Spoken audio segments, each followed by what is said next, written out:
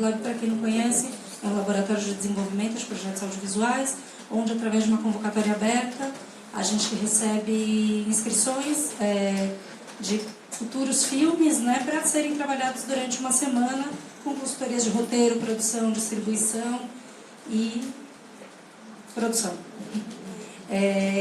A gente sempre, como o laboratório é muito fechado, a gente acaba recebendo somente 12 projetos, apesar de receber uma quantidade imensa de inscrições. A gente sempre teve essa vontade de abrir cada vez mais para o público, porque é um tema que a gente precisa discutir, a gente precisa conversar, a gente precisa principalmente fazer bons filmes. Então, esse ano a gente se juntou com o Thiago Dottori, né, uma parceria que a gente já tem há um tempo, para idealizar esse projeto que é o BR Plot, Encontro de Roteiristas, para a gente focar exatamente nessa questão do roteiro, que é imagino que de interesse de todos vocês. Eu queria agradecer também a Oi e a Oi Futuro, que pela primeira vez está nos apoiando através da Lei de Incentivo do Estado. A gente conseguiu inscrever o projeto no edital de patrocínio cultural e ganhamos pela primeira vez. O laboratório é um projeto super difícil de conseguir fundos, então estamos muito felizes de ter pela primeira vez um apoio privado, né? Queria agradecer a Especine, que também é nossa patrocinadora desde 2014, e ao SESC, vou ler aqui porque senão fica, ao SESC, a Oi Futuro, a Especine, Prefeitura de São Paulo, Governo do Estado de São Paulo através do PROAC e todos os demais apoiadores que sempre fazem Cinema do Brasil, a FIGA, a Vitrine, a Apex, vários consulados. Espero que vocês aproveitem. Vou passar agora o microfone para o Thiago, assim ele apresenta todo mundo da mesa. Tá bom? Obrigada.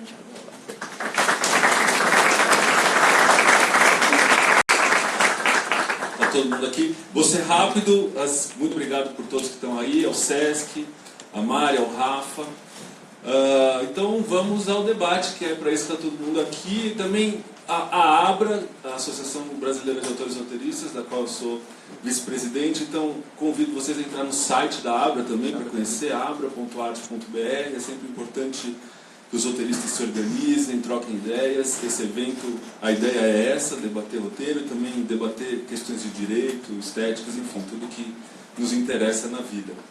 Então vou convidar aqui as ilustres pessoas que toparam participar do BR Plot. Vou começar pelo mediador da mesa, Miguel Machowski, o argentino mais querido pelos roteiristas brasileiros, um grande mestre, escritor e consultor de muitos projetos. Não vou citar todos aqui porque a lista é muito grande.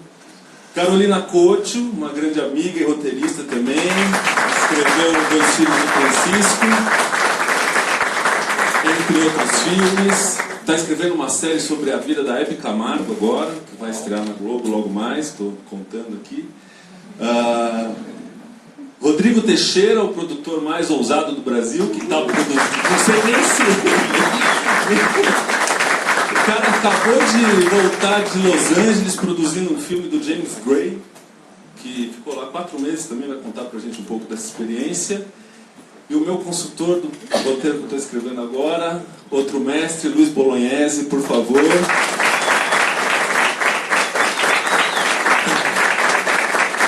Esse é outro que está escrevendo tanto que ele ficou bravo que um filme tinha sido escolhido para o Oscar, enquanto o outro não, que tinha 2 ali que estavam na fila. Escreveu Bingo, como Nossos Pais e tantos outros filmes maravilhosos. Então a Mari tem que falar só mais alguma coisa. A gente tem que passar uma vinheta e aí eu deixo a palavra com o Miguel, que vai mediar a mesa. Obrigado.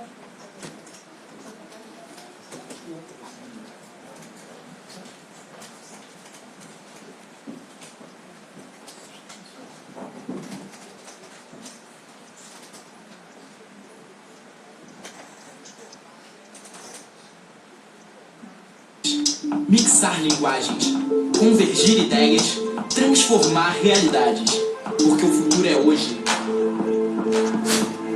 É a inquietação, o inusitado, a ousadia. É arte, ciência e tecnologia abrindo multipossibilidades. São de públicos no centro do palco, a experiência viva e sem rótulos.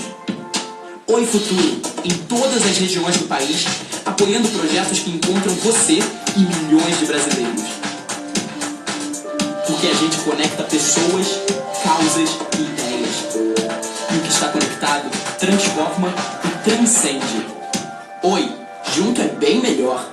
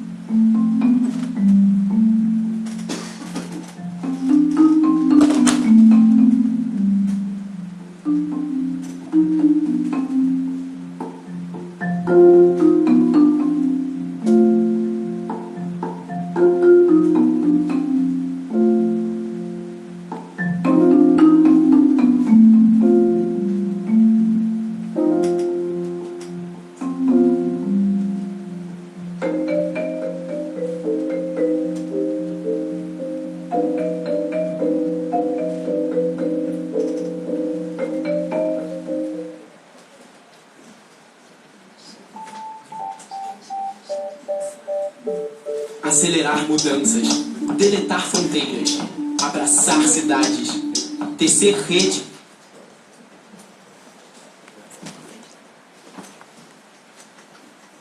Boa tarde.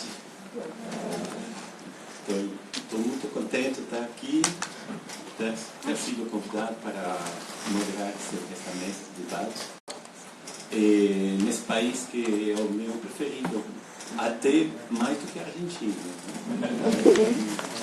Então, aí, a pergunta que está aqui colocada, a pergunta se tem roteiristas no Brasil, mas antes tem roteiristas, tem, né?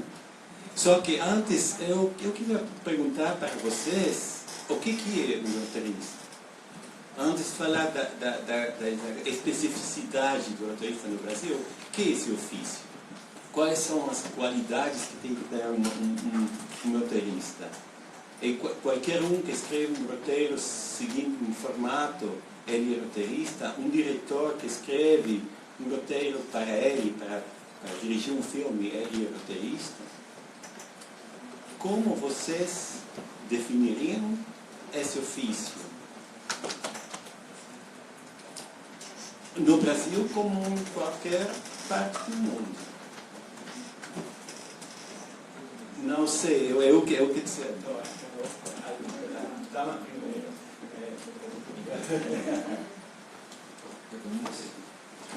Não, eu respondi essa pergunta ontem, então eu vou me repetir. Interessante porque também foi em Cuiabá, um evento de dramaturgia, e estava super lotado e o bate-papo foi ótimo. Então isso acho que vai ajuda a gente a responder se tem roteirista no Brasil, né? A quantidade de gente que está interessada em dramaturgia é impressionante. Eu acho que isso vai ajudar a gente a pensar nessa resposta. O que eu falei para o pessoal ontem em Cuiabá, que se eles estão pensando em fazer dramaturgia e trabalhar com roteiro, eles tinham que esquecer glamour. Porque o roteirista é um operário do cinema. Ele é uma mistura de arquiteto, mas com pedreiro, porque ele faz o projeto, mas ele sobe parede também, ele assenta a privada, ele passa os canos, e quando os canos estão entupidos, a água não chega na torneira, nem no chão, você tem que voltar, quebrar a parede, trocar os canos, é isso, né? E aí no dia da estreia você não aparece na foto, ninguém chama para você para ficar lá na foto com o diretor e com os atores, os jornalistas também não citam o roteirista nas matérias, a não ser para dizer quando o roteiro é ruim, que a culpa do filme é do roteirista, que o roteiro é ruim, mas quando o filme é bom, ninguém lembra do roteirista. Então, eu acho que o roteirista no Brasil é isso, é um operário mesmo. Agora eu gosto, apesar de... Acho que é importante a gente saber, as pessoas muito pensam em cinema, muito porque acham que é um caminho de glamour. Eu acho que o caminho da dramaturgia, onde a gente vive, eu acho que é glamour mínimo, né? Zero, né? Só porrada mesmo. Mas eu gosto, eu acho legal, porque... na verdade, eu acho que o nosso ofício é o ofício de contar histórias, e eu gosto disso, né? Então, é tudo detalhe, a gente fica falando de mil coisas, de fórmulas, de regras, de conteúdos. No fundo, a gente é contador de história. Eu acho um privilégio ser contador de histórias. Eu gosto de ouvir histórias e acho que isso é o que faz o roteirista. Uma pessoa tem que gostar de ouvir histórias. Então, um dia se meter a sair contando histórias, né? É isso, eu acho. Quer comentar? Não, eu ia falar justamente isso. Assim, ser roteirista, para mim, foi isso. Foi o desejo de contar uma boa história. No meu caso, foi dos Filhos de Francisco. Eu tinha 26 anos, estava na conservação, mais uma executiva da minha mãe. Eu tinha trabalhado com documentários há muitos anos, assim, desde muito novinha. Tinha dirigido na televisão, tinha feito bastante coisa já, mas nunca tinha trabalhado com dramaturgia.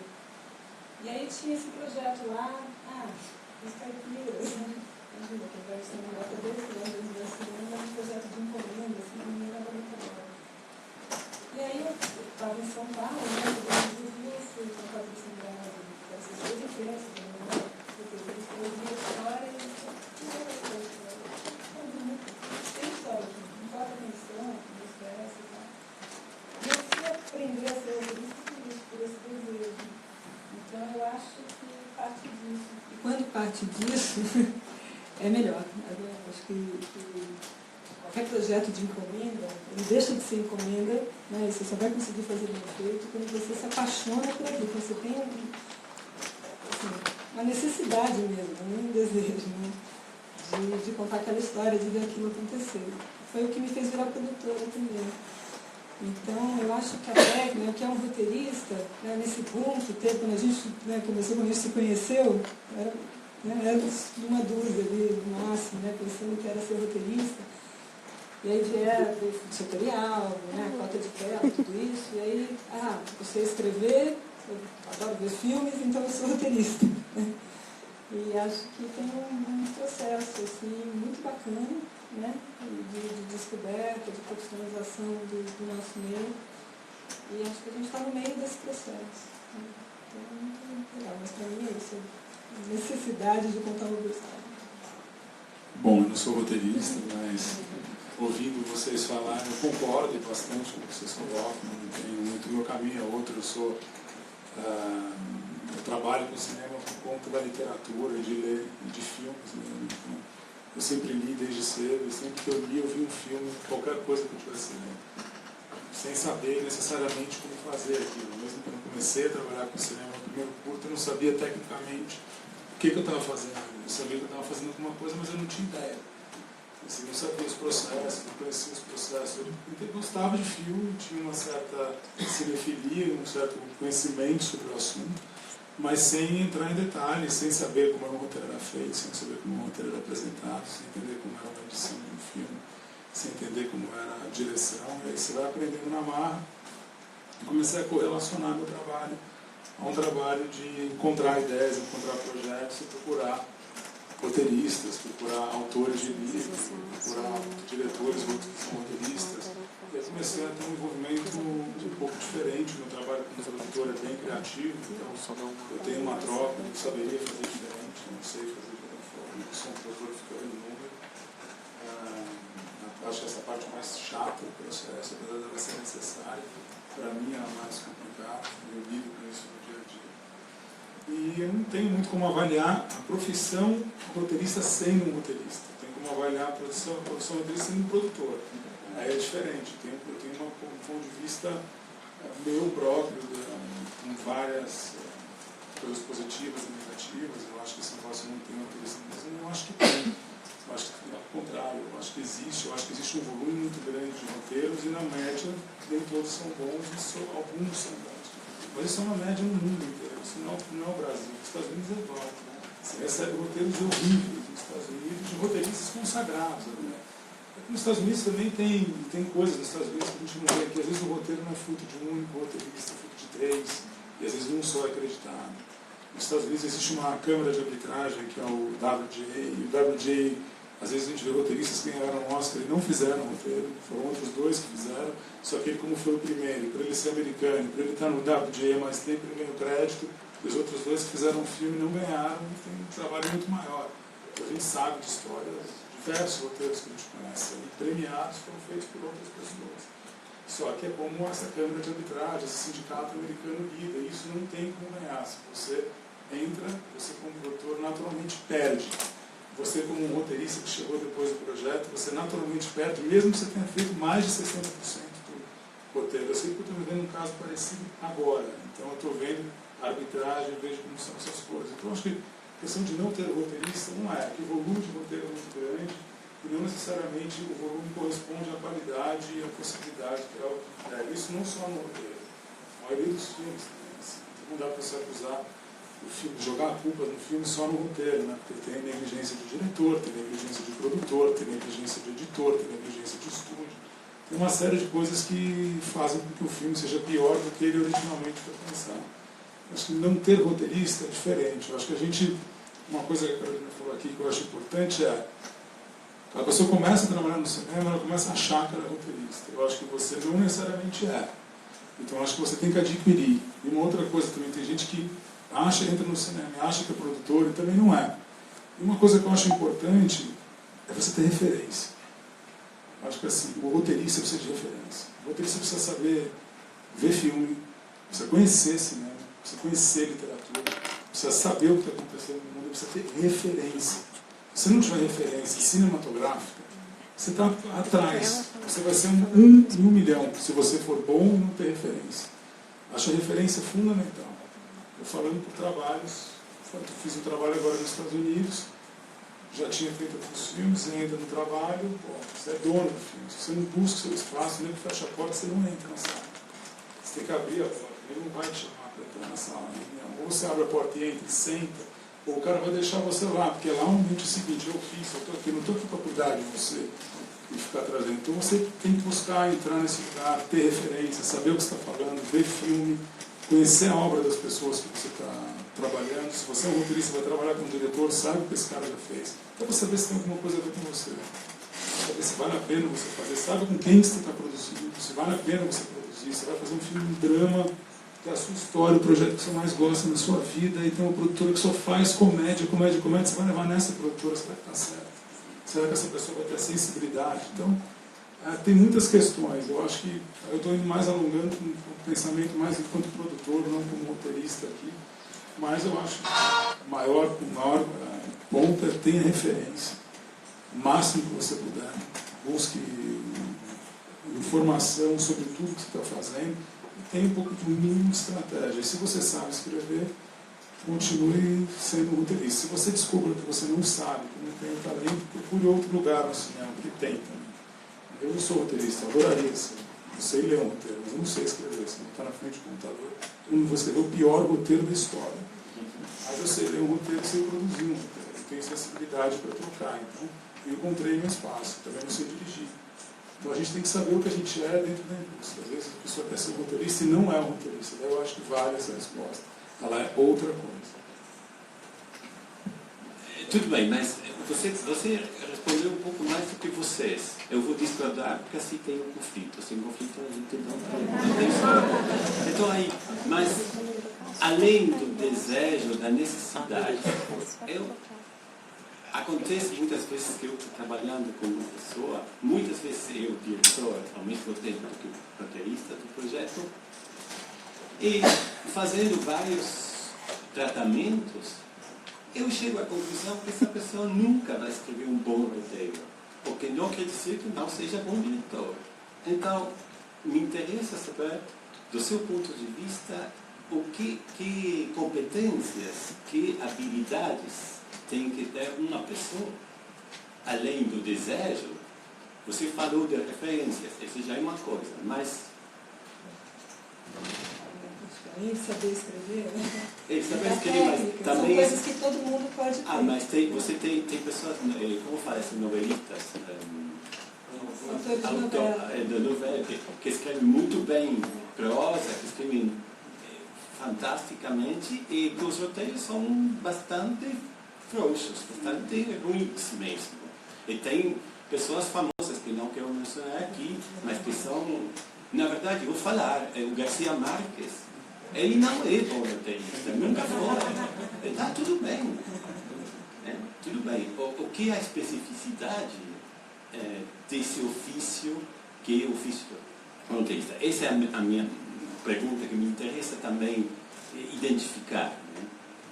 é isso que eu ia falar, a técnica que todo mundo pode ter, né? Você estudar, você ter família, primeiras palestras que fazer depois eu disse, dá para ver que vocês usaram a fórmula do Oscar. Eu falei, uau, né? Se todo mundo usasse, ficava simples. O computador podia fazer um roteiro e estava tudo certo.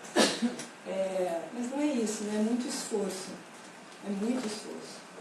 E eu acho que esforço talvez é uma combinação de técnica, esforço e talento. Né? Se não tem as três coisas, não chega lá nunca. Né? Então você pode ter técnica e esforço e ter um roteiro frio. Né? Tem um trabalho mediano, que cai em pé, talvez até consiga ser produzido e tudo, mas que não vai transtornar quem está na frente da tela. Né? Que eu acho que é o que um filme deve fazer, que dê um final, mexer com quem assiste de alguma maneira. Eu acho que o talento é isso, né? Assim, aquilo que te transtorna, por isso que eu falei da necessidade de contar uma boa história, acho que essa paixão, isso que é essa alma do artista, assim, que não se contenta com pouco, que vai obsessivamente atrás daquilo, eu acho que isso é o que faz a diferença lá em cima. Né? E que não é sempre também. Que não é sempre, mesmo com alguém super talentoso que tenha ganhado muitos Oscars, porque cada história é uma história, e de repente não é a história certa para aquele autor, né? De repente esse cara que ganhou tantos Oscars não vai acertar a mão, ou não estava num bom momento, ou estava cansado, ou estava brigando com a mulher, e não deu certo. Né? E essa insegurança também com que a gente começa cada trabalho, né? Assim, é o que dá a chance para a gente aprender também, né? Claro, a experiência ajuda, cada vez você tem mais técnica, cada vez você adianta os problemas, né? E identifica as falhas, aparecem outros, né? E acho que esse é o barato.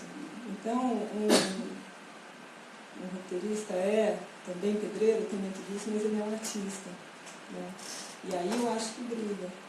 Então, mas sem esforço não adianta ter talento, né? Sem técnica não adianta se esforçar. Então, é isso. Assim. Aí é um roteirista completo, aí tem a chance de ser alguma coisa especial. Eu acho que essa composição dessas três coisas. Não sei a resposta, né? Mas a Carol falou uma coisa que eu noto, que é bem importante, ela falou a palavra paixão. Eu acho que o roteirista, o bom roteirista, ele é um pouco louco, um pouco apaixonado, um pouco desmedido. Eu trabalho e vejo... eu não diria isso, mas...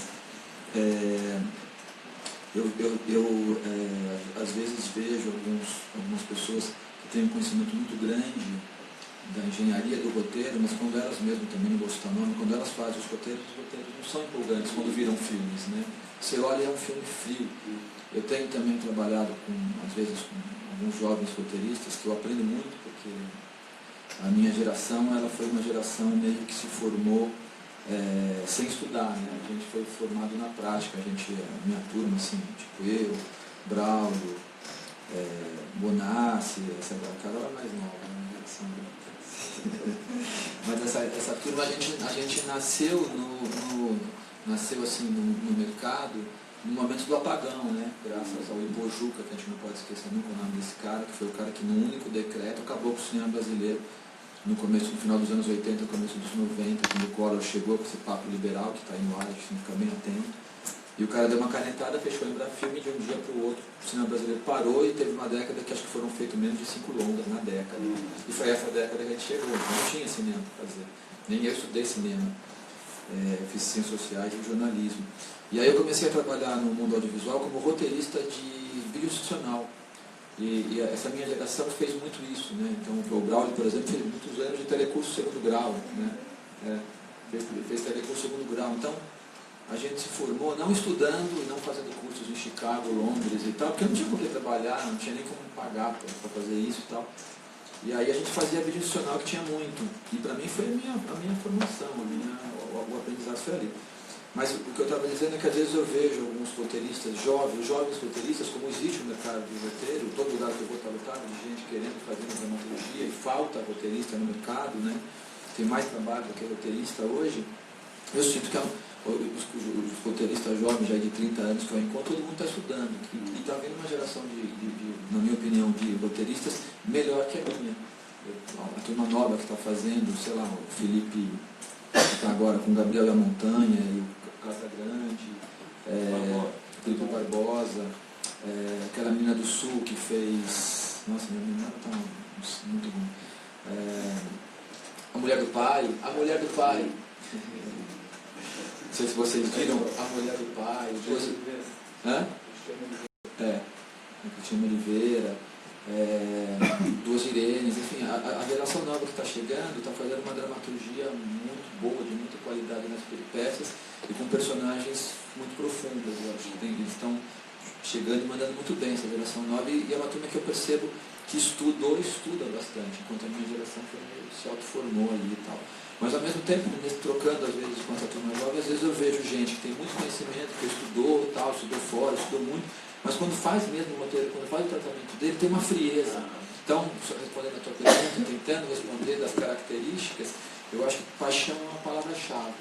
Eu acho que o bom roteirista ele é meio desmedido. Tem uma hora que a gente faz o roteiro ficar ruim, o primeiro roteiro já tem que ser ruim mesmo, para ele ser cheio de paixão, todo desmedido, todo cagado, aí você vai ler uma vergonha, mas ali está toda a matéria-prima do bagulho. Se você joga muito na segurança, querendo não pagar mico, e fica só jogando na certeza do que você acha que vai dar certo, que você não vai se expor, o roteiro tem uma tendência a ficar mediano. Então faz parte pagar mico, se soltar ali, ficar com umas coisas bem desmedidas, e às vezes coisas desmedidas que depois eu vou ler no segundo tratamento e falo, nossa, isso é ridículo, e eu tiro. Aí quando eu dou para as pessoas lerem que leram o tratamento anterior, eu falo, mas você tirou a melhor cena do filme. Então a gente começa a perder noção do que é bom e do que é ruim, o que é ótimo. É ótimo, sabe? Então eu acho que a paixão é fundamental para um bom roteiro. Depois acho que outras virtudes, claro, aqui a Carol falou, né, do talento, mas tentando desmembrar talento, eu acho que o bom roteirista ele tem que ser criativo, tem que ter criatividade.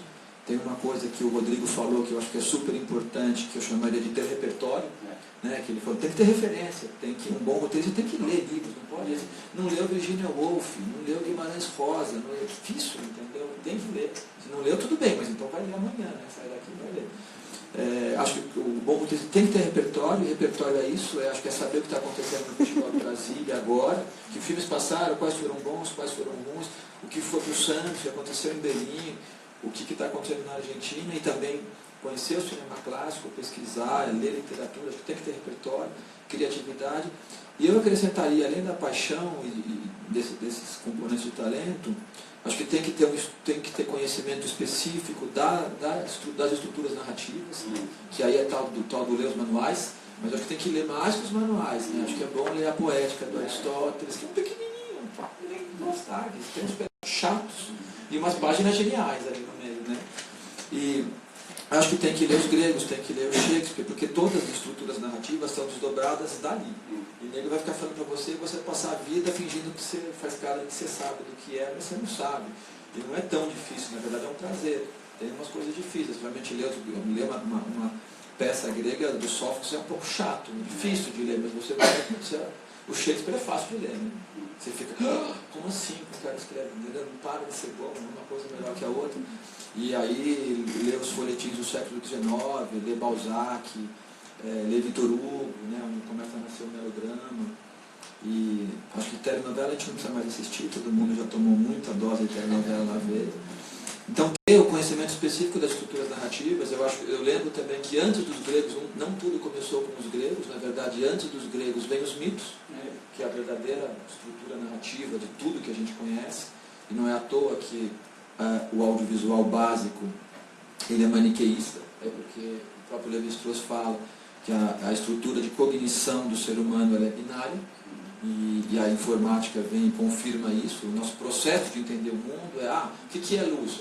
Luz é o que não é escuro, né? O que é morte? É o que não é vida. Todo o processo de cognição do ser humano é binário. A informática se construiu também tudo em cima de 0 e 1. Todos os caminhos da computação são em cima de 0 e 1. Então, basicamente, a gente é binário. Então, a base do audiovisual é maniqueísta. Uma coisa é o bem, outra coisa é o mal. Sabe? Depois a gente vai quebrando essa parada e dando nuances. Os mitos já fazem isso. Então, eu acho muito, eu fiz antropologia e para mim foi a principal ferramenta. Eu acho que antes dos gregos e depois dos gregos e até hoje, as narrativas estão dadas, porque os gregos também, quando as peças de teatro, que eram, na verdade, quase que aulas morais, no fundo, né? A tragédia é para dar um exemplo do que é a falha trágica. Então não repita a falha trágica, se você fizer a falha trágica vai dar isso. Só que as pessoas ficavam tão encantadas com a tragédia que a arte se apropriou daquilo e a expansão da experiência sensorial de ouvir uma tragédia ficou mais importante do que a fábula moral. Né? O prazer, isso é arte. Né? Talvez a tragédia surgiu com a tradição para a comunidade e ela se tornou mais do que isso, porque ela extrapolou isso. A experiência estética de ouvir a tragédia era superior ao aprendizado moral, como experiência. Dá para ganhar dinheiro com isso mais do que dar aula para os caras. Né? E aí, eu acho também que esse conhecimento de mitologia é acessível para a gente. A antropologia nos abre essa porta de entender, e tem um cara que é o Levi-Strauss, que ele fala que todos os mitos têm a mesma estrutura e tem estudos deles. Então, na hora que você se apropria de entender a estrutura dos mitos, você também toma conhecimento de ferramentas importantes para fazer roteiro. E aí eu acho que a última característica, para não falar demais, que roteirista fala muito, né? A última característica que eu acho importante, que tem a ver com eu falando do arquiteto e pedreiro, acho que é a humildade. No sentido de que eu costumo dizer que o roteiro a gente faz com os ouvidos. Eu acho que a matéria-prima de todo roteiro que eu vou fazer nunca é o que eu já sei, é sempre o que eu não sei. Mesmo, sei lá, vou fazer um filme sobre adolescentes. Pô, eu fui adolescente, ainda sou. Mas era ontem mesmo. E vou fazer um filme sobre adolescentes de escola média alta, de São Paulo. Eu estudei em escola média alta de São Paulo, então eu podia me embasar em toda a minha experiência, mas a vida já me ensinou que isso é raso, tá? É um roteiro ruim. Então eu vou fazer entrevistas em 8 escolas com grupos de estudantes dessas escolas. Esse exercício de procurar, e aí eu chego para os moleques em cada bate-papo e falo, gente, é o seguinte, a Warner encomendou um roteiro sobre adolescentes para vocês. Eu não faço ideia do que eu faço. O que vocês acham que eu faço? Eu não conheço ninguém falar nada. Tiozinho, pergunta estranha. E aí, não sei, aí eu vejo falo do meio travado. Tá bom, beleza. Que filme que eu não deveria fazer? Aí eu falo, não vai fazer aquele filme que tem os corredores da escola, tem aqueles armários, aí tem o nerd que todo mundo faz bullying com ele, né? Aquela estrutura narrativa dos filmes de adolescentes iguais, todos idênticos. Pelo amor de Deus, não faz isso. Ah, tá. Aí o outro cara me saca e fala, eu não entendi, você quer fazer um filme cabeça sobre adolescente. Então é o seguinte, o filme que você não pode fazer, não faz filme sobre drogas, pelo amor de Deus. Aí eu, não faz filme sobre drogas, não faz filme sobre drogas. Me diz uma coisa, vocês adultos usam drogas? Daí eu falei, sim, a gente de vez em quando usa. Usamos. Aí ele falou, e por acaso todos os filmes de vocês são sobre drogas? Então por que toda vez que vai fazer um filme sério sobre adolescente tem que ser sobre drogas? Enfim, daí, então tá bom, gente, o que vai ser feito? E daí o que eles vão falando vem a matéria-prima que... Então eu acho que essa ferramenta, essa fase do roteiro, em que a gente faz a pesquisa, que é olhar os livros e é olhar os filmes, sobre qualquer tema. Te encomendaram um filme, sei lá, sobre pesca no Nordeste. Então, você vai procurar os filmes que já tem. O Orson Welles fez um filme interessante sobre pescadores no Nordeste. Então, você vai ver tudo isso. Isso é super importante. Só que esse território é o território do clichê, que já foi feito. Aonde é que vem... Aí alguém falou, não sei se foi o Truffaut, se foi o Godard, que é impossível imitar os clichês, é melhor partir deles, para chegar em outro lugar. Então, você vai pesquisar alguma coisa, acho impossível você fazer um roteiro sobre alguma coisa e pesquisar os filmes que já foram feitos sobre aquele tema, acho burrice. Você já vai fazer, só que ali você vai encontrar os clichês. Aí onde eu acho que a gente faz isso que o Truffaut, o Godard falou, que é partir do clichê e você ganha em outro lugar, é abrir a pesquisa no mundo real. É ali que as coisas vêm com frescor. Então se você vai fazer um filme que tem um taxista e você entrevista 10 taxistas, você sai do clichê. Porque aí o cara te conta uma história que você nunca imaginava. Então, essa fase da pesquisa, isso que eu acho que está a humildade, de você partir do conceito de que você não sabe e ouvir as pessoas que são o campo de personagem que você vai trabalhar, ali vem elementos para você trabalhar com frescor a construção das personagens. Tanto que, às vezes, eu tenho mais dificuldade de negociar cronograma com os produtores do que cachê. Cachê é legal, mas aí quando eu falo que o primeiro tratamento eu vou levar 6 meses, o nego chia. Pô, mas 6 meses, primeiro tratamento, mas assim, 3 eu não vou fazer nada, eu vou só pesquisar, só que parece que eu não estou fazendo nada, mas é o outro. Depois tudo que você anota nessa fase de pesquisa, nos caderninhos... Sentar e escrever 40 páginas por dia dá para fazer. Escrever é o mais fácil, né? Mas se apropriar de um universo que não é o seu, é o mais importante e mais fascinante também, né? Quando me digo, eu preciso de uma roteirista mulher, urbana, de 40 anos, chato, né? Não tô a fim de fazer esse filme. Mas acho que tem, enfim, duas coisas que o Luiz comentou. Para mim é fundamental a pesquisa, eu sou completamente obsessiva, assim, obsessiva mesmo. Né? Assim, a primeira série da Globo que eu fiz com o Brau era um projeto meu, eu entrevistava o cara há 10 anos, o delegado da Polícia Federal. E um outro projeto meu que está lá, que é um cirurgião cardíaco, também, assim, agora faz 10 anos também, desde 2007, um cara que veio atrás de mim, um maluco, que guarda material e coisas. Tem um quarto na casa dele cheio de malas, assim, provas, fotos, filmes, bilhetes, escutas telefônicas, é um louco. Mas até eu entender tudo aquilo, até eu achar qual história no meio daquela confusão toda que vale a pena, então eu vou colecionando isso, sou acumuladora, assim, eu vou juntando tudo uma hora vem. Por isso que assim, quando o produtor chega e fala, me dá um roteiro daqui a 3 meses, eu falo, você não acha que às vezes tem um excesso de pesquisa, de informação? Porque você falou uma coisa interessante, que encontrar a história no meio desse volume de dados, que às vezes... Eu acho que nunca atrapalha, não. Porque essas pesquisas todas que eu faço desde os 17 anos me ajudam em todos os trabalhos que eu faço, porque a graça é essa, né? São muitas camadas, é sair do clichê, é com esse repertório. Né? Então... assim, o repertório pode ser também uma armadura. Né? Eu vejo muita gente jovem com essa cidade de fazer um bom roteiro, e assim, eu sou Godard, eu sou e 1000 referências. Assim, uma vez eu fui consultora do laboratório de roteiro, tinha um roteiro até com nota de rodapé. Juro, aí a primeira coisa que eu pensei, falei, vem cá, as notas de rodapé, vai abrir um PowerPoint no meio do filme para explicar tudo isso para aqui, com 57 referências. O roteiro era um lixo, assim, mas a bibliografia era maravilhosa. Então é muito doido isso, a relação com a história, né? E com a informação, e como você usa isso. É muito de cada um, é muito de cada projeto. E eu acho que, né, a humildade, assim, nesse sentido, assim, essa insegurança que faz a gente fazer uma coisa nova. Né? Porque senão vai fazer de novo, né, um filme que todo mundo já fez, mas vai ficar bom porque é igual aqueles 14 que fizeram sucesso. Né? Não vai, né? A partir daí não vai dar certo.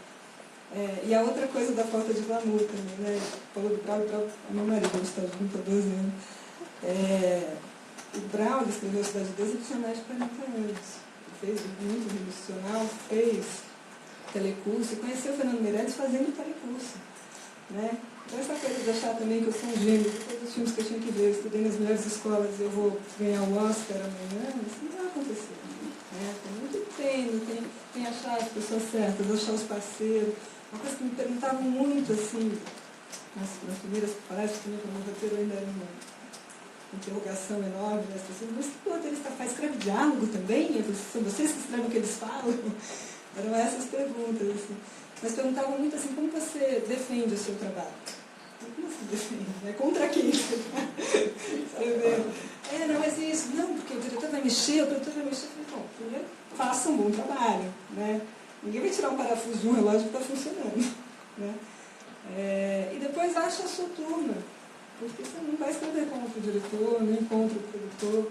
Né? E quando a discussão não é para ter razão, porque você não respeita quem está do outro lado, a discussão é para fazer melhor, é para ficar bom, é uma delícia. É uma delícia. É uma delícia ser questionado, é uma delícia achar, e de repente não é o que eu tinha pensado nem outro. É uma delícia. É uma delícia. Eu acho que isso é ser roteirista também, achar uma delícia ser criticado e dizer, uau, como é que eu não pensei nisso, e tentar descobrir como resolver.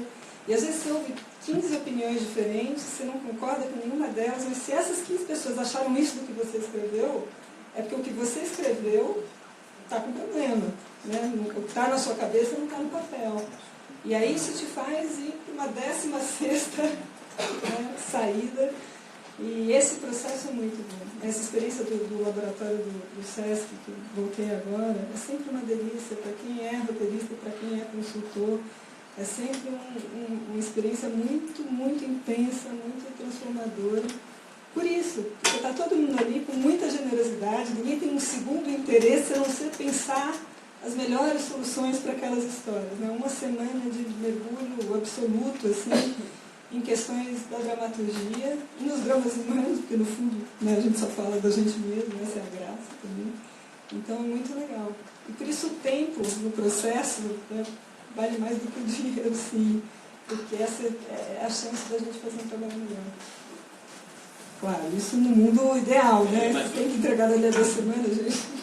Você está falando dessa crítica, que é uma crítica construtiva, que é uma crítica que parte de um desejo de compreender o que você está querendo contar nesse papel. O que passa com as críticas que vêm de um lugar totalmente não desejado por você?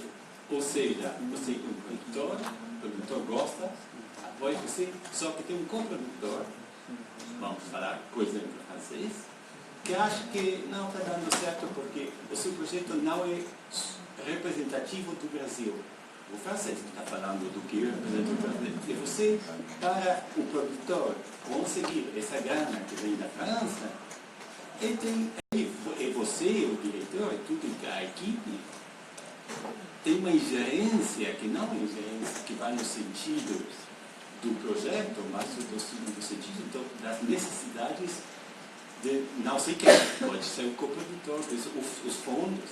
Eu acho cada vez mais que eu não sei se estou ajudando o roteirista a escrever a história que ele quer contar ou escrever a história que vai ganhar os fundos. Porque a motivação do roteirista, a motivação do produtor com o projeto é essa, por quê? Porque se você não... Essa motivação é uma linha um pouco complicada. Por quê? O curador de um festival estrangeiro, ele tem uma visão do Brasil e ele espera uma coisa de você. E a visão dele, não adianta. Se você acha que você está falando isso aqui representa o Brasil, se ele não entende que isso representa o Brasil, você não vai convencer ele. E existe um preconceito muito grande. Por quê?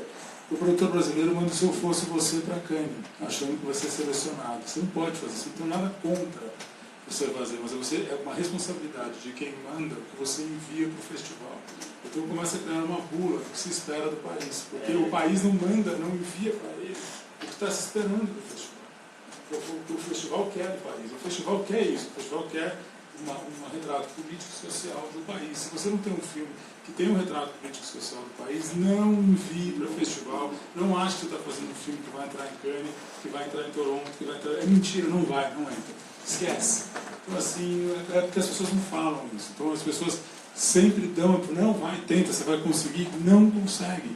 Essa é a verdade. Você chega conversa com os curadores, a expectativa dele nunca é cumprida. Então, por exemplo, quando você vê o filme do Marco Dutra e da Juliana Rojas, que é um filme de terror, que viaja e está fazendo barulho que ele está fazendo fora do Brasil agora, a gente tem que ficar muito contente, que é um gênero que não se espera do Brasil e que os curadores internacionais estão enxergando questões políticas e sociais no filme. Então, assim, eles conseguiram, questão de raça, questão de desigualdade financeira, tudo. Você está vendo isso no projeto e aí tem uma estética que esses dois conseguiram colocar dentro daquele roteiro e o filme está viajando. É o filme mais interessante brasileiro que aconteceu fora do Brasil este ano. Isso foi uma estratégia deliberada? Não foi, esse roteiro, o Marco me apresentou esse roteiro em 2008. Esse roteiro é um roteiro, assim, as pessoas falavam, clichê do clichê, já foi feito em série nos Estados Unidos.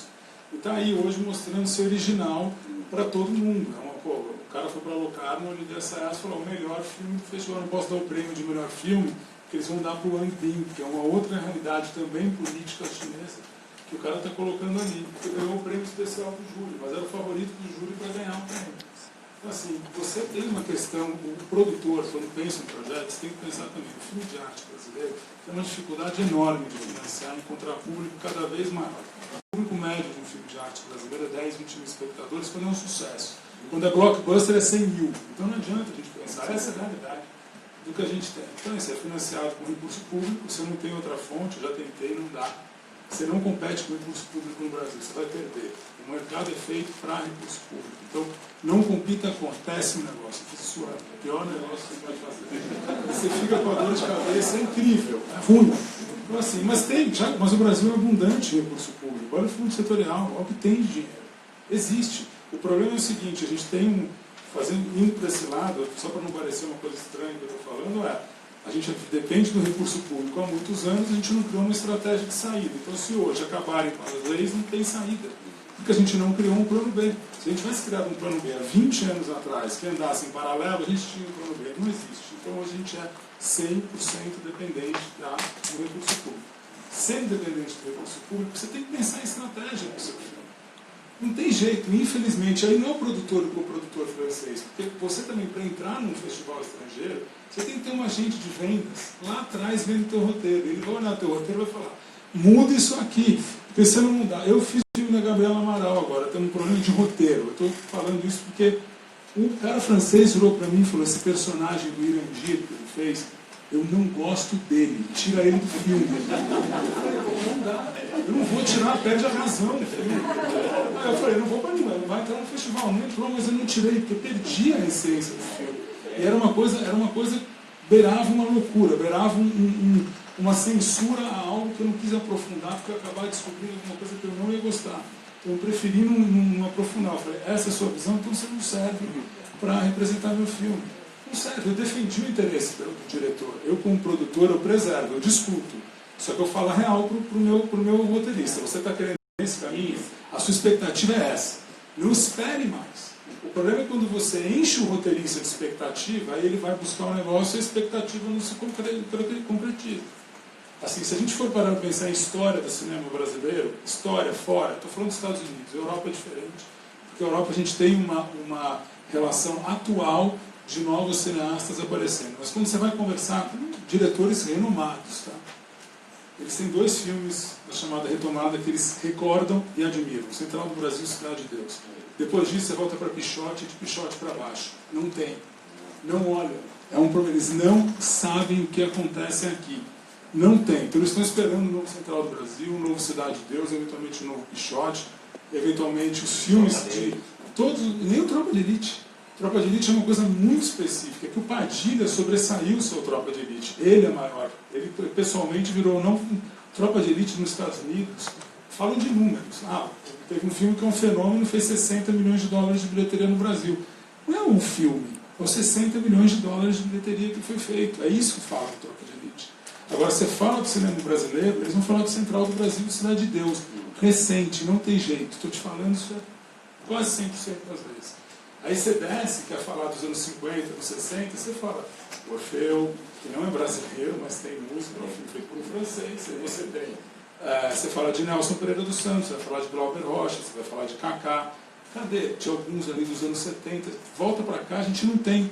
E a filmografia brasileira vai indo. E uma outra coisa que se faz também é muito diretor desconstrói o roteiro para fazer uma coisa diferente quando chega. O Kleber numa curadoria de festival, sim, mas como o projeto dele foi muito mais em volta foi uma polêmica, a polêmica foi algo mais alto do que o conteúdo em si. Então você tem uma memória fotográfica do pessoal lutando contra um problema no nosso país, ao invés de você analisar o filme. Ninguém lembra do filme, lembra da foto na escada de câmera. Então isso é um marketing positivo, porque está falando uma realidade do Brasil, e um marketing negativo, porque marcou o filme muito mais a polêmica do que o conteúdo em si. E um diretor talentosíssimo. Então não tem... A gente tem um talento novo, que o Gabriel Mascaro faz, é um diretor incrível, que está aí viajando, levando o cinema brasileiro para fora, também entre outros. A própria Ana fez o filme, a Laís. A gente está falando de muitos diretores que estão tendo oportunidade de viajar, mas a nossa representatividade fora do país é muito grande. Estou falando isso baseado no que você falou do coprodutor francês. O coprodutor francês tem interesse. Para dar o dinheiro para você, ele tem uma razão. Ele quer que o teu filme vá para o festival, para que ele venda esse filme. Porque senão ele vai te dar o dinheiro. Ele dá para o Irã, ele dá para o Marrocos, ele dá para a Alemanha, ele não vai dar para o Brasil. Isso é e uma outra coisa que acontece com frequência, e ouvindo vocês falarem, o diretor, às vezes não é o produtor. O diretor desconstrói tudo que o roteirista fez. Existe uma super dificuldade em entender tempo das coisas. As pessoas não têm. Você vai fazer um filme de época, e o roteirista com a cabeça de hoje, ele não consegue pensar com a cabeça da época. Então ele começa a ter crises em relação ao que ele escreveu, porque ele está pensando com a cabeça dele de hoje, não como se pensava em 1950. Então o teu filme perde em 1960, em 1970. Você não consegue criar o contexto da época e você tem que usar o seu contexto de hoje para fazer uma crítica à época. O filme já nasce velho. Não funciona, não tem nada, não falta coisa, você sente falta disso. criar contexto, uma relação do diretor com o roteirista, o diretor leva o roteiro para casa e mexe numa coisa e te devolve um híbrido do que o roteirista fez para você. E aí depois vira uma confusão, o roteirista renega o roteiro, o diretor fala que é culpa do roteirista, aí vira uma confusão para você que está produzindo o filme também. Você não sabe em que lado que você fica, entendeu? Então é uma fala, olha, eu vou ficar do lado de quem? Entendeu? Então as iniciativas, é uma coisa um pouco maluca, então ficam lá. E outra, 90% dos produtores brasileiros não sabem não roteiro. 90%, desculpa, eu sou da classe, não posso falar. Não sabem isso é verdade no mundo inteiro. Entende? Sim, eu estou falando por aqui, mas também lá fora não tem. O cara não sabe ler roteiro. Quando eu falo de referência, é porque você tem que saber o que está sendo feito. O Tarantino é o cara que mais bebe referência no mundo, igual que ele é. Todos os filmes do Tarantino são remakes montados, jogados no liquidificador e sai uma coisa genial, baseado em 300 obras. Eu te dei um exemplo pequeno. Fui comprar os direitos de um livro do Mário Puzo, um livro abandonado. Eu li e falei, cara, que premissa boa, adorei. Nunca falei, liguei para a agência, o livro está disponível, vou comprar. Aí eu desci, fui falar para os meninos, empolgadíssimo. O livro li numa sentada só, fiz a descrição do livro. Falei, olha, um cara que toma na Segunda Guerra Mundial, ele toma um tiro na cabeça, entra em coma, ele é torturado antes de tomar o tiro na cabeça, os amigos dele traem ele entra em coma, fica 5 dias em coma, quando ele sai, ele vai matar todos os amigos. Então o cara falou, é o Kill Bill. E é a mesma premissa. É igualzinho. Ou seja, ele leu o livro, viu que ninguém tinha lido esse livro, pegou um monte de ideias, jogou no Kill Bill, e faz a verdade. Aí você vai entendendo, ele é o Kill Bill. Então você vai vendo as premissas, o cara bebe e faz coisas geniais. Fez um filme de Segunda Guerra Mundial e tomou uma coisa que 90% dos produtores e roteiristas jamais vão fazer. Ele matou o Hitler. E foi um sucesso mundial.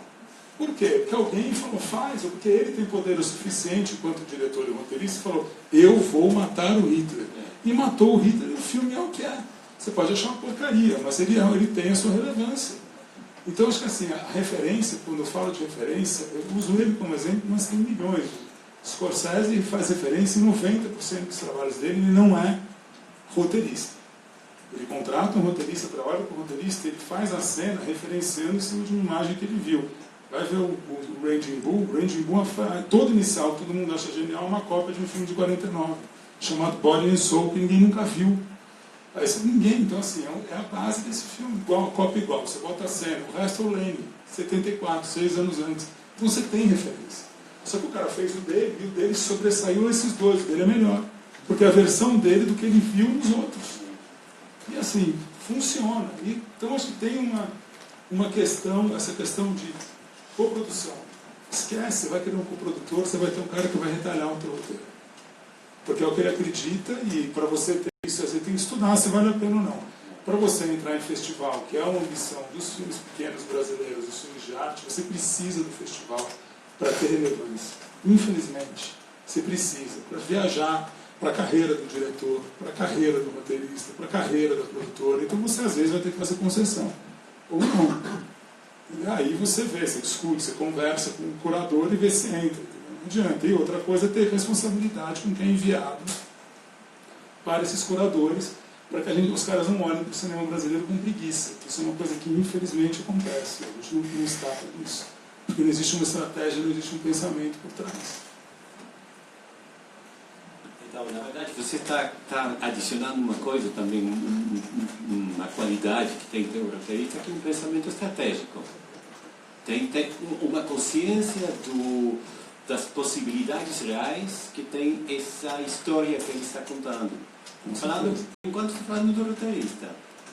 Tá? A distinção entre roteirista e diretor, que é uma distinção que está ficando um pouco, talvez não tão clara aqui. Porque eu acho que, na verdade, na minha experiência, acho que os 90% dos projetos que eu faço consultoria são diretores roteiristas. E muitos deles são roteiristas bastante ineficazes.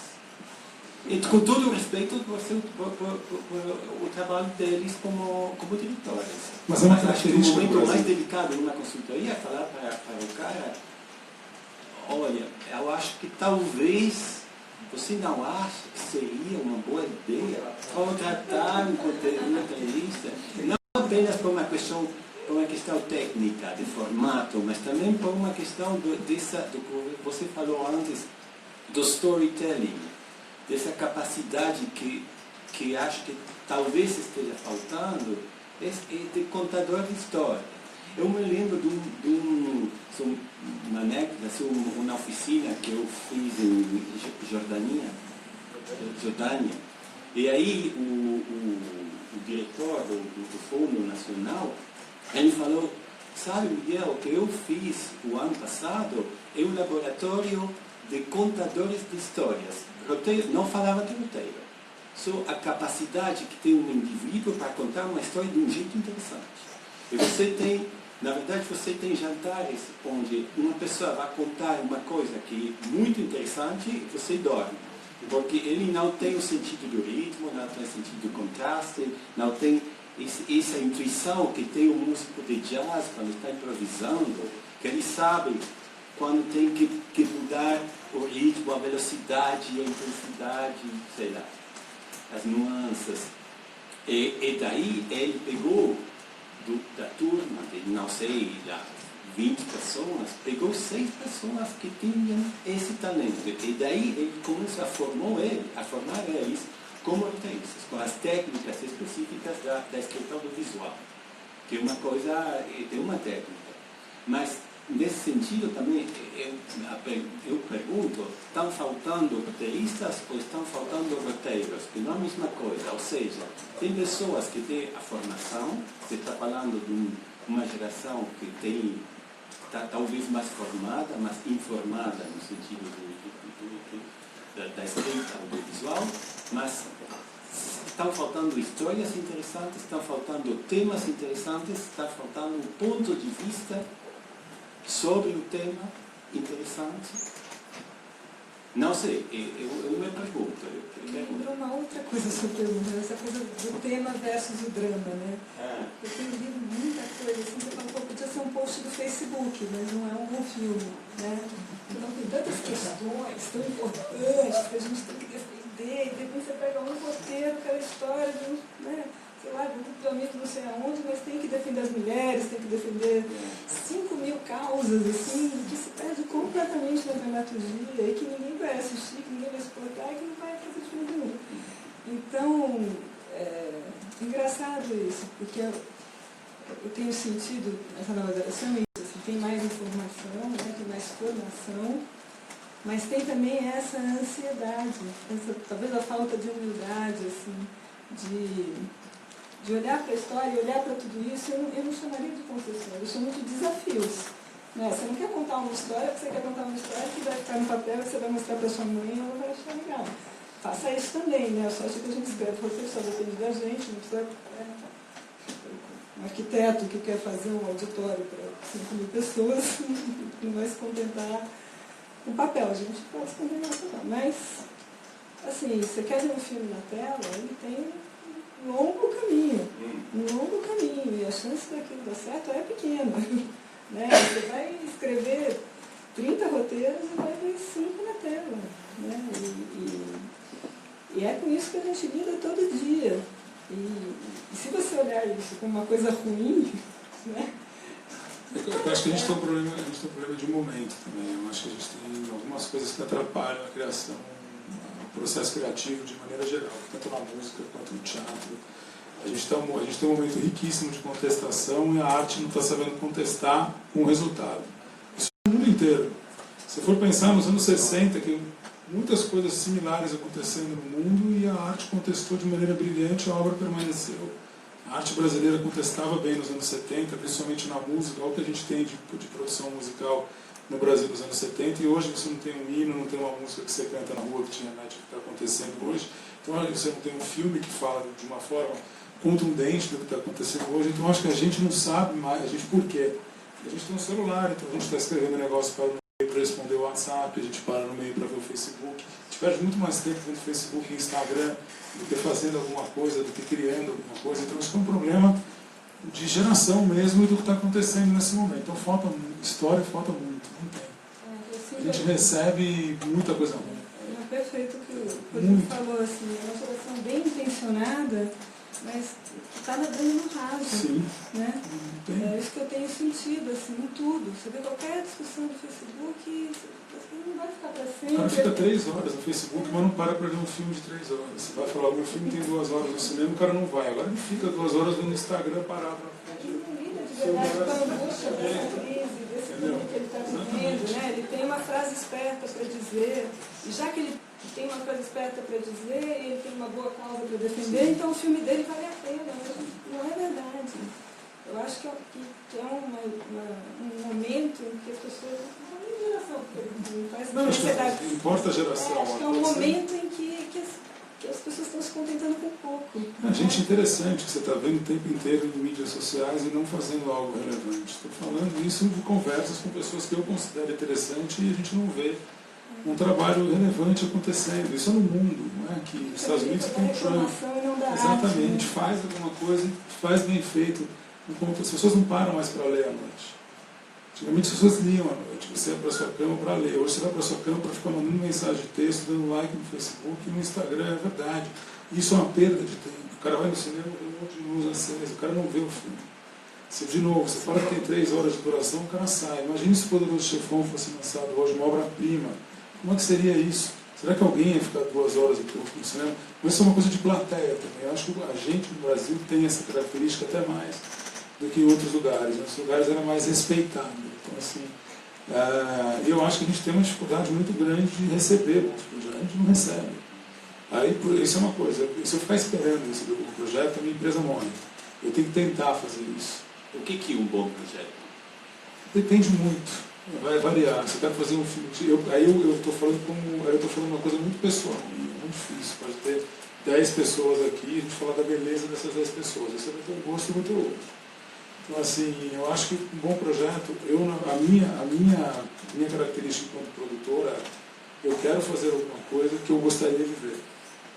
Então, eu trabalho com essa lógica. Essa minha lógica, eu não vou ser o cara que vai fazer um filme de 9 milhões de espectadores no Brasil, salvo uma exceção, porque o que eu não quero, eu não sei fazer.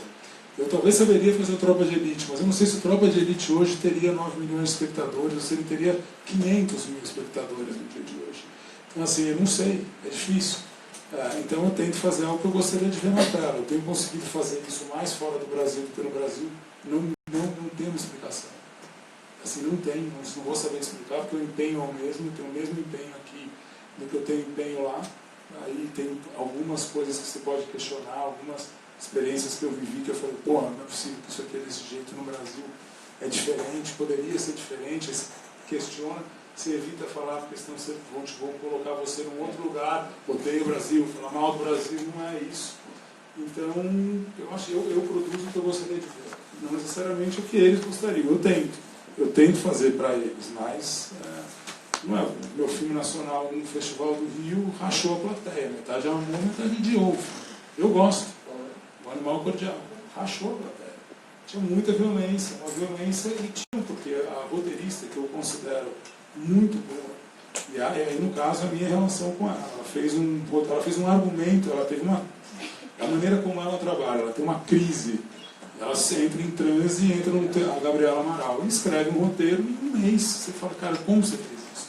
E escreve um livro do lado com a vida do personagem inteiro. Que música o cara ouvia, que roupa que ele usa. Se o cara viajou para os Estados Unidos, você fala, não é possível que você fez isso com desenho, com referência e com qualidade, profundo, não é uma coisa besta.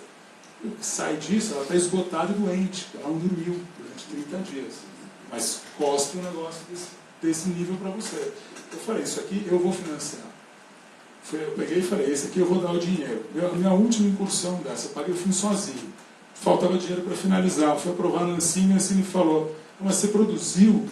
Produzi, mas aí começou uma discussão que eu já tinha feito a produção, então eu não poderia, por causa de notas, emitir notas de finalização, não conseguia aprovar a finalização do meu filme, de um filme que eu paguei sozinho. Eu falei, tá bom, vou pagar a finalização, lanço o filme, e aí ela fez o filme que ela queria.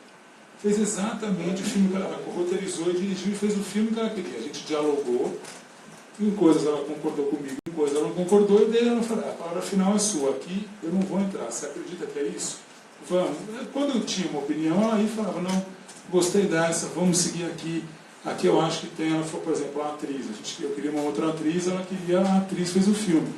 Que era uma atriz não conhecida. Eu falei, quer saber? Você tem confiança? Ela é sua, faz. Eu não vou encher. Agora, eu tinha essa previsão, fazendo, não foi uma surpresa. Eu acho que ele ia achar. Ele, por exemplo, eu sabia que para um público mais velho ele não ia. O público mais velho não tem tendência a ver violência mais, não quer ver. Então, obviamente, você enxerga questões. Você vê na tela pequena, eu vi tela pequena durante muito tempo, ilha de edição. Tá? Vai para a tela grande, você enxerga defeitos no filme, que você não necessariamente enxergou. E também você precisa de um tempo crítico. Né? Você está muito envolvido, você perde o seu senso crítico. Passa um ano, você consegue olhar e falar, mesmo filme seu que é unânime, eu fiz um filme que eu viajei com um filme agora em turnê, fui para vários festivais. As 4 primeiras sessões eu não via um defeito no filme. Era do Rio de Janeiro, que a projeção era defeito rosa. Eu falei, tem defeito no filme, está exposto o defeito. E você fala, porra, aí você começa a achar menos do que você achava. Mas aí é tempo, é como você faz. Estou falando de roteiro mesmo, isso tudo defeito de roteiro, de história, de como fazer, enfim. Gabriela Brown. Que idade ela tem? A Gabriela deve ter 35, 36. Ela escreveu um mês, ela chegar numa Sim, dela, sim. essa intensidade Mas é um método é de dela. 35 anos, Sim. né? Isso é o bacana. Você contou a história, eu já fiquei internada 5 vezes. Algumas temporadas no hospital, de 15 dias. Porque realmente, assim, não é assim, cara, não vai. Pra mim, Nem assim às vezes funciona, porque a gente faz um monte de cagada, eu já fiz um monte. pra mim o maior roteirista do mundo. Mas só vale a pena se for assim, entendeu? Assim, eu tô com essa cara, não tô conseguindo falar direito, porque eu tô uma semana sem dormir. Ed Chayefsky. Pra mim ele é um gênio. Ele morreu igual essa coisa. Ele tem esse caso tão grande, ele ficou doente e morreu. Depois de um filme. Ele não tem. O cara dava tudo pra ele, queria controle e tudo, e o diretor falava, lá vem ele. Já tinha provado, o roteiro do cara era muito bom, mas o cara queria se meter na direção, em tudo. Aí o cara falava, lá vem, botava uma placa, o cara dirigia. O filme fingia que estava ouvindo, botavam placas avisando, Pet está chegando, mas o cara era um gênio, ele fez roteiros inacreditáveis, não só, tem vários. Então, a gente pode continuar várias horas, acho, com esse papo, mas vamos abrir o espaço para as perguntas agora.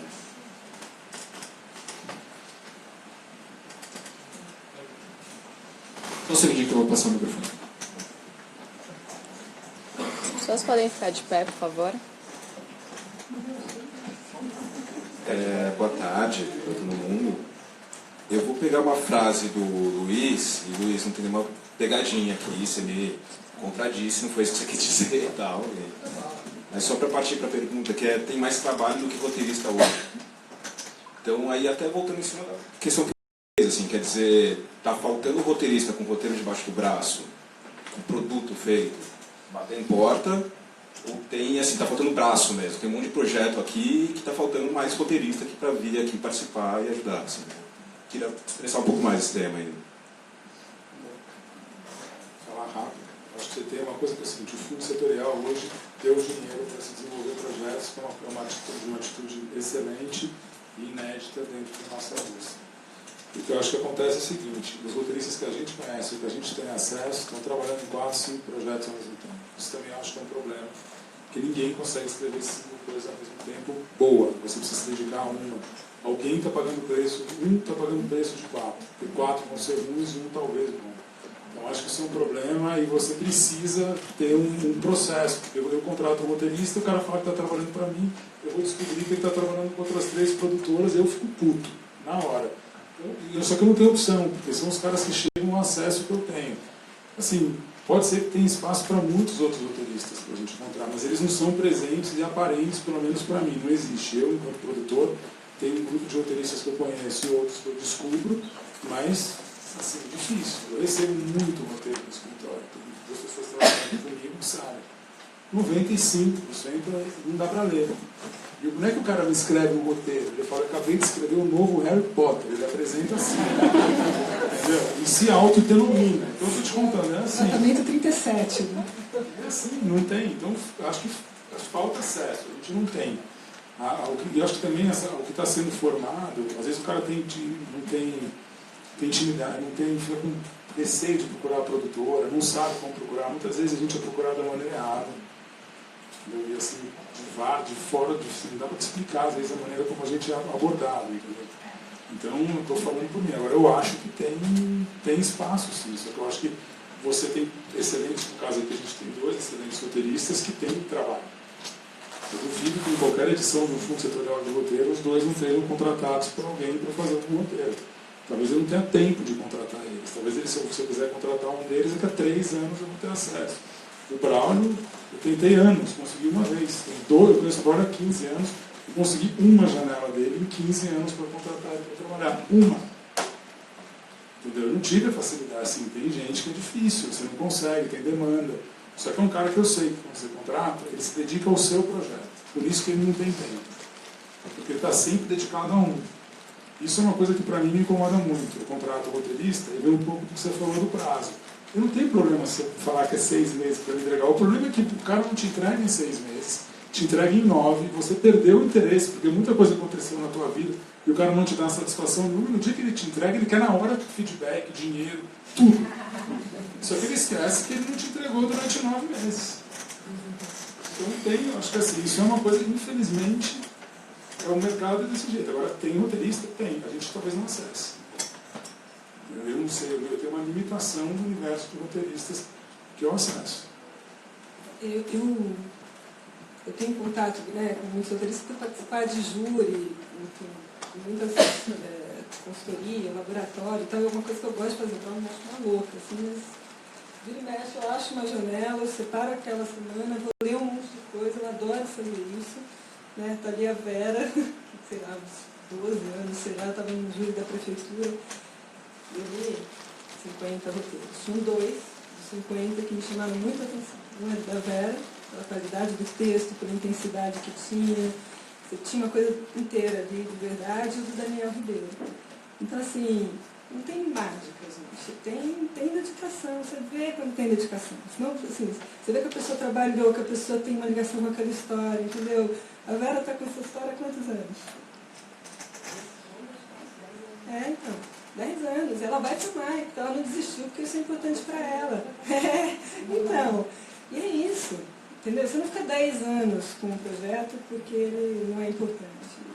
E assim, e ela mandou, e ela fez aquele primeiro tratamento lá atrás com essa intensidade. E isso pula do papel. Na hora que você vê, e o Daniel Ribeiro também, 9 anos depois, não foram 10, fez o filme dele, os 2 acho que ganharam, né? Os 2 ganharam aquele edital. É difícil, 10 anos, 9 anos, né?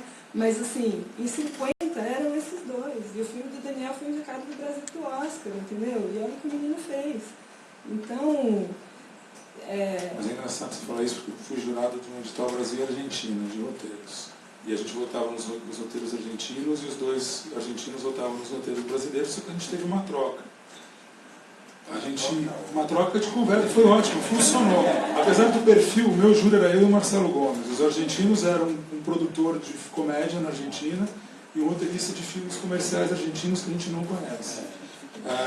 As nossas escolhas foram o Zama e o último filme do Santiago Mitre, o penúltimo filme do Santiago Mitre, que é uma refilmagem. Não, o anterior é o Cordilheira, a refilmagem de um filme dos anos 60. Paulina. O Paulina era um roteiro maravilhoso, era o melhor roteiro de todos. Só que é o seguinte, os 2 filmes argentinos foram, um ganhou Cannes e um indicado argentino para o Oscar. Os 2 roteiros brasileiros nunca aconteceram, nunca foram filmados, ganharam o mesmo dinheiro. Inclusive o brasileiro ganhou mais, $50 mil a mais. Não foram filmados, os roteiros selecionados eram ruins. Tinham 10 roteiros. Na final a gente leu os 2, eu li para os brasileiros, os argentinos leram os argentinos. Tinham 5 argentinos excelentes e 5 ruins. Tinham 10 brasileiros ruins. Rodrigo, eu quero insistir para vocês também, o que é um roteiro ruim. Você falou antes, é um filme que você não quiser assistir. Esse princípio para mim não funcionaria. Daí Sim. Tem muitos roteiros que acham muito bem sucedidos. Que você não assistiu. Não entende o que você está falando. Então, me interessa saber, porque acho que é interessante, qual é a definição, como você identifica, ou você se identifica um roteiro que vocês acham sem interesse. Sem interesse, ruim. Sem técnica nenhuma. O cara sem técnica. Mas, porque eu acho que você pode passar 10 anos e até 20 anos escrevendo um roteiro que nunca vai dar certo. E você tem uma técnica impecável e um roteiro sem interesse também. Que faz que o roteiro se destaca. Porque desses 50 tem 2 roteiros que você fala, nossa, aqui tem uma coisa. Que é essa coisa que tem os roteiros? É a mágica do que a gente faz.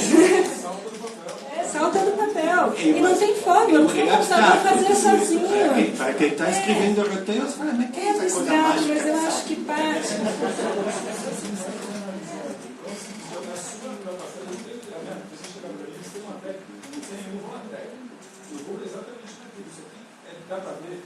Eu enxergo uma coisa, você vai no primeiro, segundo ato, com o terceiro ato, não tem pé na cabeça. Microfone. Isso aqui, hoje os caras pulam, vai no primeiro, terceiro, não tem segundo. É complicado. Mas eu acho que é assim, alguém que não se contenta com pouco, no mínimo, e que chega onde se propõe a chegar. Tá bom. Também acho que É isso, assim, acho que a coesão, acho que pode ser uma história singela, né? O cara sentou para fazer o novo Harry Potter, e muito longe, né? Ele tem que ser muito foda para ter coragem de falar um negócio desse. O cara quis contar a história, né, de um menino cego que, ele tem que ir lá no fundo, né? E aquilo estava. Vamos ter isso na história da Vera. Então, também não basta querer, né? Ou você tem essa intensidade e esforço, e é muito esforço, muito esforço. Meu filho tem 13 anos, é inteligente, toma altas, A e B, tal, não, você não tem esforço, você não faz nada. A inteligência é uma arma, um potencial que você tem, mas sem esforço não chega em lugar nenhum.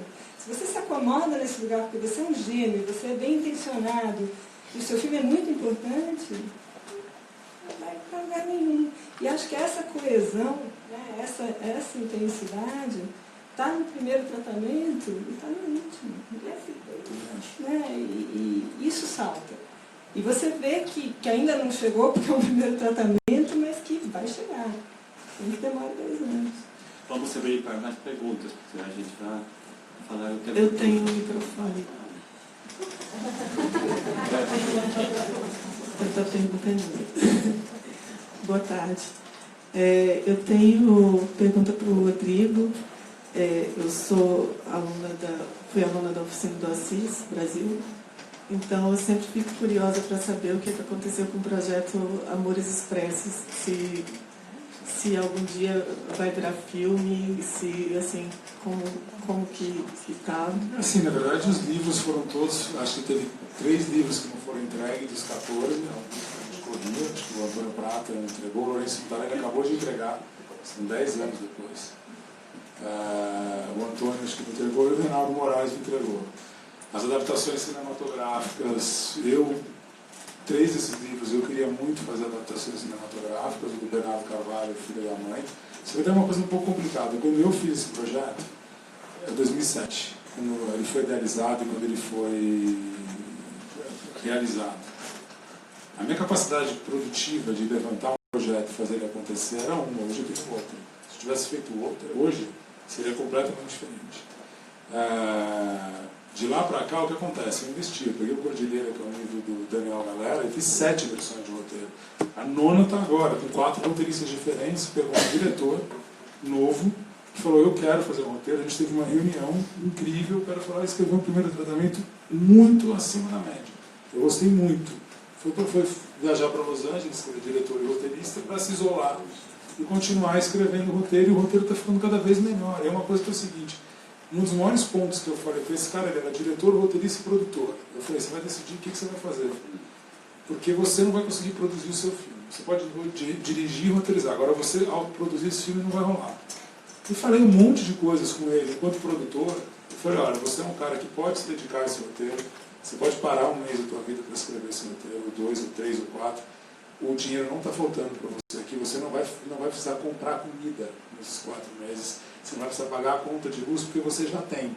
Então, já que você tem esse, é um benefício, não é vergonha você ter isso, é um benefício que a vida te deu. Se você quer ser um artista, então você dedica, aprofunde o que você tem para contar.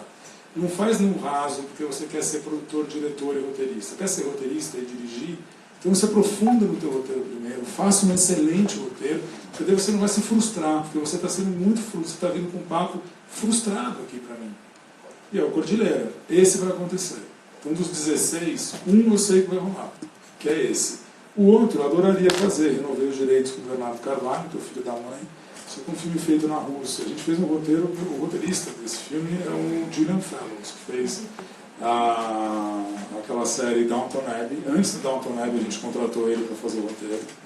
Ele fez um roteiro maravilhoso, mas era um filme impossível. O filme custava 40 milhões de dólares em 2009. Eu não tinha capacidade de fazer um negócio desse. E russo, esse negócio de você pegar, a gente teve uma discussão recente, pegar os atores americanos fazendo sotaque inglês, russo, não funciona. É melhor ele falar inglês, e ele fazer aquilo uma adaptação. O teatro faz isso muito bem. O Doutor Zhivago, os caras não ficavam, o Rod Steiger não falava russo. Ele fazia. Você pode ter 1 milhão de problemas com esse filme, mas ele funcionou. Então é o seguinte, como a gente faz? Na época, não, tem que ser o ator inglês falando russo, então tem que ser esse ator, não ia nunca acontecer. O roteiro era um roteiro do Julian Fellows. Então o roteiro viajou, o roteiro era muito bom. Esquece, guarda o roteiro do Julian Fellows, vamos fazer um do zero. Chamei o diretor, peguei o livro e falei, vamos adaptar o livro para uma outra realidade. Aí o Bernardo adaptou o livro para a Argélia com a França. Aí fica mais factível, eu não estou Rússia, Chechênia, eu posso fazer um filme francês, chamei o Karim Ainous, dei na mão do Karim e a gente está desenvolvendo esse projeto. Então esse é um projeto que começou do zero. Filme do Joca Terron. Tentei fazer, mas é um filme que o livro, quando foi escrito, era uma realidade que dava para falar no Cairo. Se eu for filmar esse filme hoje, eu vou ser assassinado no Cairo. Porque como é que eu vou falar sobre um brasileiro que vira um transexual no Cairo, que é o lugar hoje mais complicado? Assim, é lindo, adoraria fazer esse filme, mas a gente vai como filmar? Você vai ter tanta restrição para levantar o processo ali, com risco para a minha equipe, para o ator que vai estar transvestido no meio da rua, que se alguém perceber isso, pode sofrer violência física, pode sofrer, é complicado. Aí eu vou fingir que o Cairo é na Bahia, eu não vou fazer isso. Entendeu? Então assim, aí eu guardo o projeto, os direitos são meus, eu renovo, mantenho, outros filmes acontecem. É um projeto que eu gosto muito, mas não necessariamente todos os filmes vão acontecer. E livros que são inadaptáveis, esquece. Assim. Tem livros ali que você não encontra uma possibilidade de adaptação. Eu, pelo menos, pode ser que você encontre. Aí você leva e faça em outro lugar. O Daniel Galera é mais fácil de adaptar, eu gosto muito de Cordilheira, inclusive. Sim, é muito bom. Interessante. Daniel, eu só tenho mais uma pergunta, eu juro que eu vou passar o microfone, não precisa alguém já está. Para Bolanhas, então, é que você fez o roteiro do filme do Daniel Ribeiro, né? Do Daniel Rezende, isso, desculpa. É o filme do Daniel Rezende. Eu gostaria de saber como se deu esse trabalho, porque parece que tem bastante do diretor, mas se vocês escreveram... Bom, o crédito está só para você. Como foi esse trabalho desses meses todos? E para você, eu gostaria de perguntar se em algum momento você teve dificuldades em ser mulher em algum trabalho como roteirista, e se você gostaria de falar desse cenário um pouco de mulheres roteiristas no Brasil.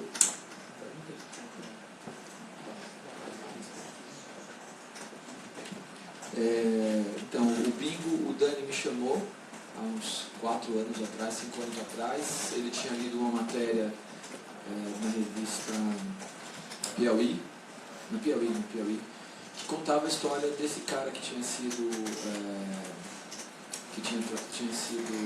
palhaço Bozo e tinha uma jornada muito maluca, um cara que tinha uma brincadeira no final que uma tia dele ligava para outra tia e fala: você soube a última do Arlindo? Ele virou pastor e a outra tia falava alemão. A matéria terminava o quanto o cara era maluco. Aí eu gosto muito do Dani, a gente já tinha trabalhado junto, ele tinha montado Melhores Coisas do Mundo, que eu tinha escrito, e eu conheço o trabalho dele como montador e tal. eu achei interessante, vi a matéria, achei interessante, falei assim, mas não sei o que é o filme aqui, essa coisa toda. Ele também não sabia muito bem. Daí a gente foi assistir o cara tinha feito um vídeo, o tal do Arlindo, a gente foi assistir o vídeo e foi a pior coisa que podia acontecer, porque eu fiquei com, assim, me causou um certo mal, foi constrangedor assistir aquele vídeo, porque era um cara fazendo um vídeo institucional dele mesmo, com um Mercedes emprestado de um amigo, em que ele fingia que ele era muito conhecido, que ele andava na rua e as pessoas pediam autógrafo, você via claramente que aquilo era um falso documentário, e ele tentava vender aquilo como se fosse real. E aí ele dava autógrafo no Farol, e aí ele fingia no lugar que ele estava indo fazer um show e tinha gente para... Era tudo uma construção e você via que ele não era nada, e era uma coisa absolutamente ridícula, que causava um mal-estar enorme. Eu terminei assim, tipo, dizendo, nossa, essa pessoa me constrange, entendeu? Como que eu vou ter empatia? Porque até estava ontem falando em Cuiabá sobre personagens, e é possível a gente fazer um filme que o protagonista é um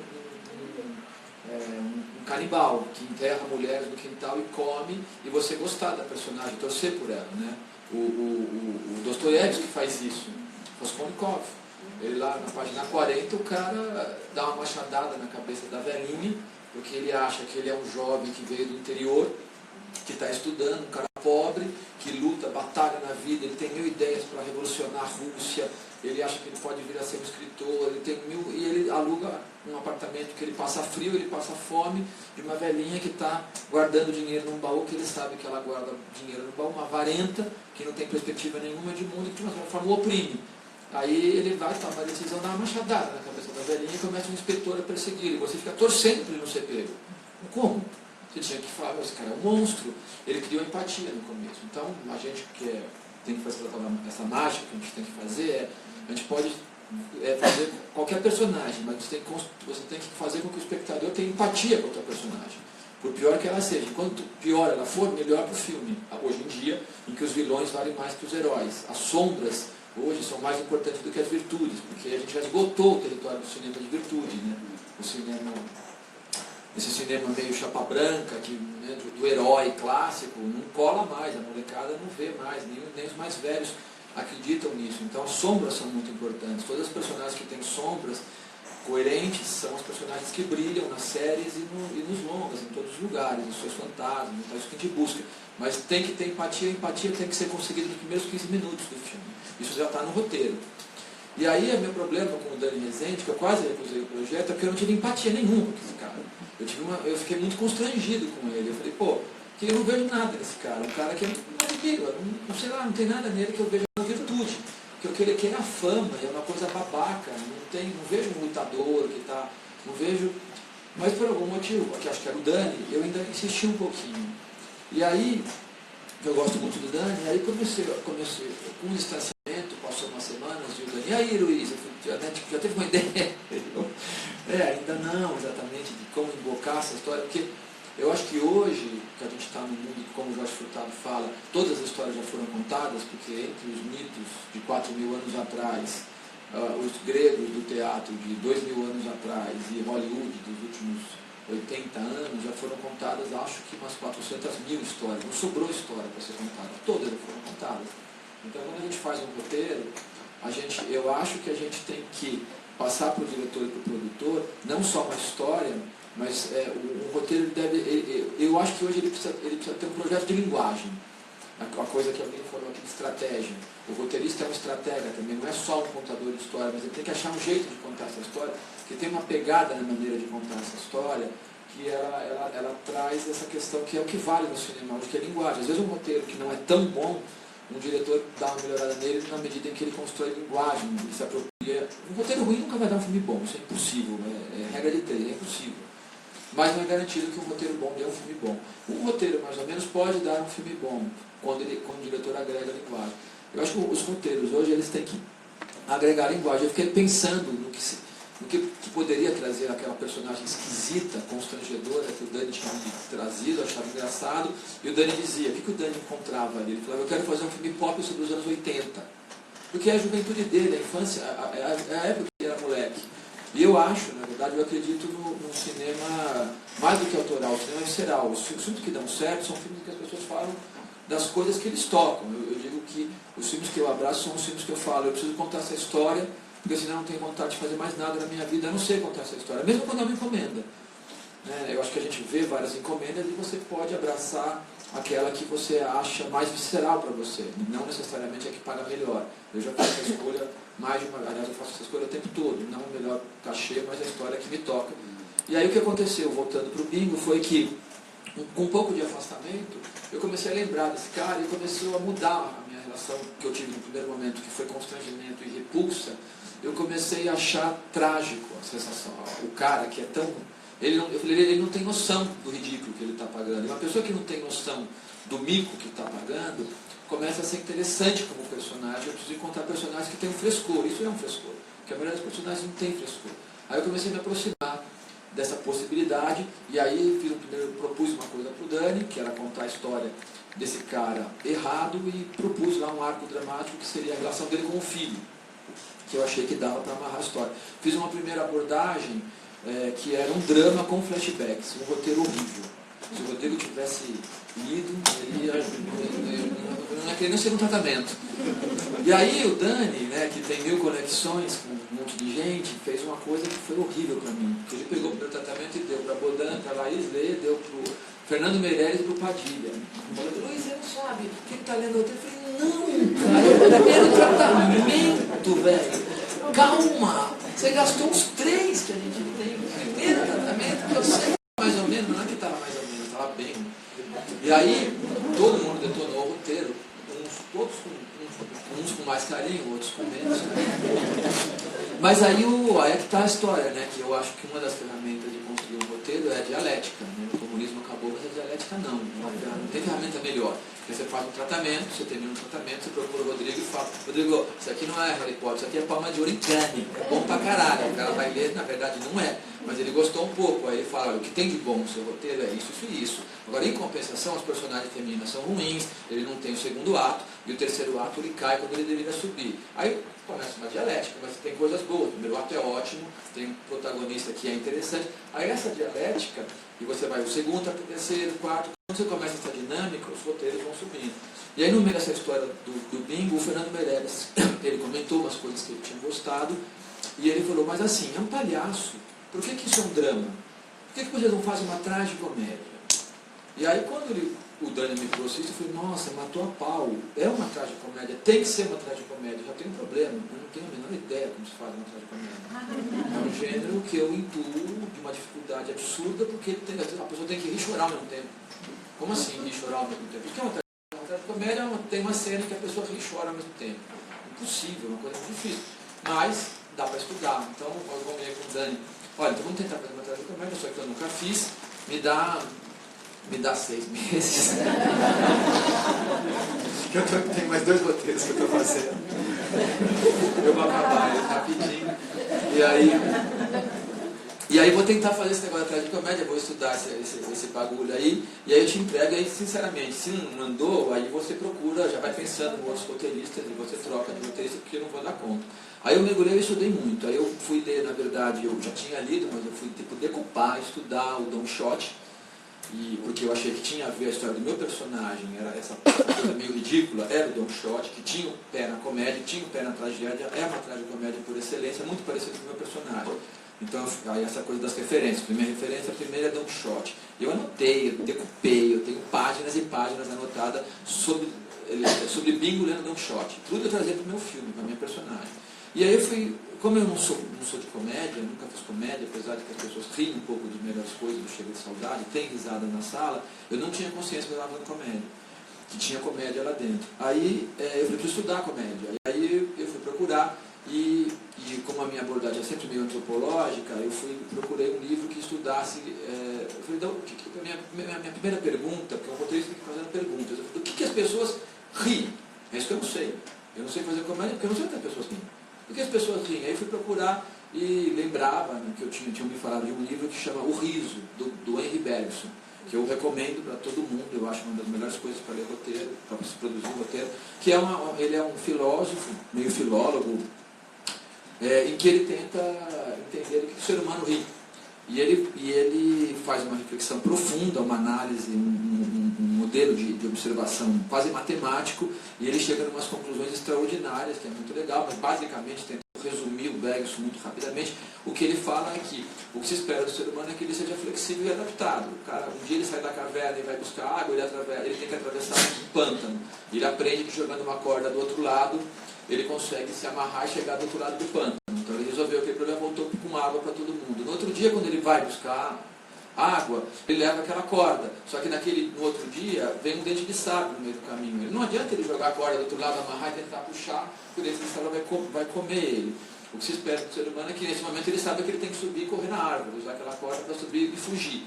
Então o que se espera do ser humano é que ele seja flexível. E a gente ri de tudo que não é flexível, segundo ele. Ele fala que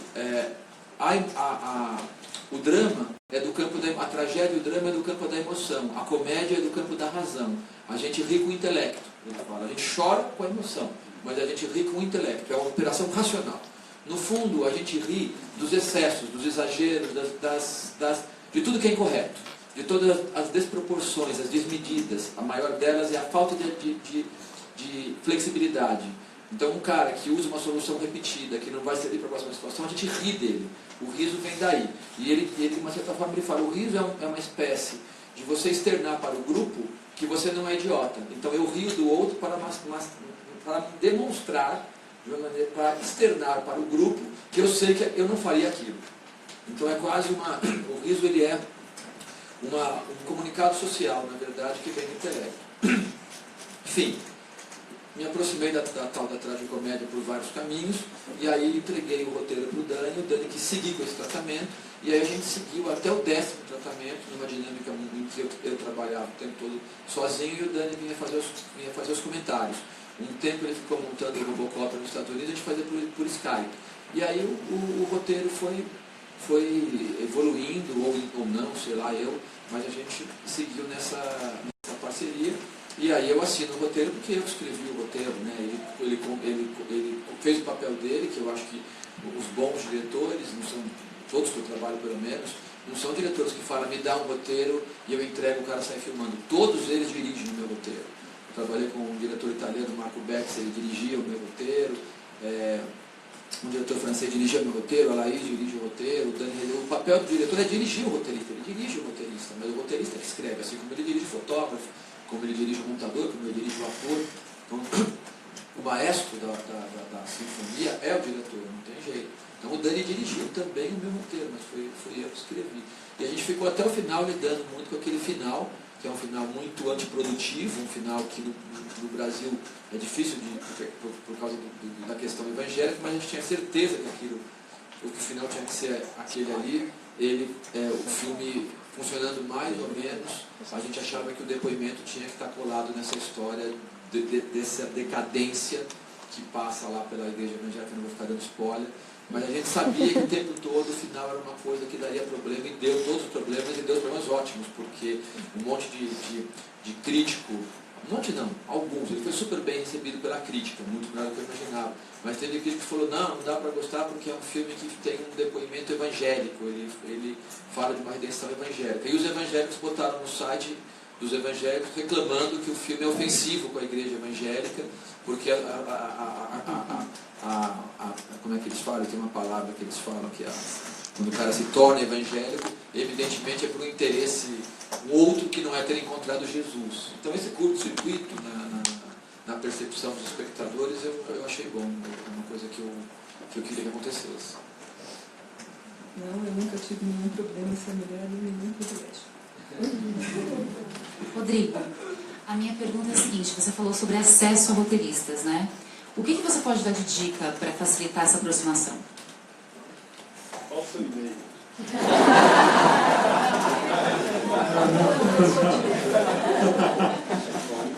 Não tem muito, é complicado, porque às vezes, por exemplo, vou fazer um bate-papo, às vezes sai, você dá seu e-mail e aí você acaba recebendo, eu vou contar uma história engraçada, aqui não vou contar nome, mas outro dia tinha outro que me persegue. Eu não gosto dos trabalhos dele, tá? Mas é uma história engraçada, ele me persegue, literalmente. Então, e agora no Rio de Janeiro, eu estava andando para ir almoçar, eu vi uma sombra atrás de mim. Não estou brincando, é verdade. Eu falei, caramba, E eu via que as duas pessoas que estavam comigo estavam olhando, não estavam entendendo nada, porque o cara vinha, ele parou comigo na escada rolante, olhou pra mim e falou: oi, eu te vi andando, saindo do hotel, eu vim falar com você. Aí eu falei: eu não sabia o que fazer, porque você não quer ser mal educado, você não quer ser estúpido, mas era um cara que eu já tinha dito de diversas formas que eu não queria fazer.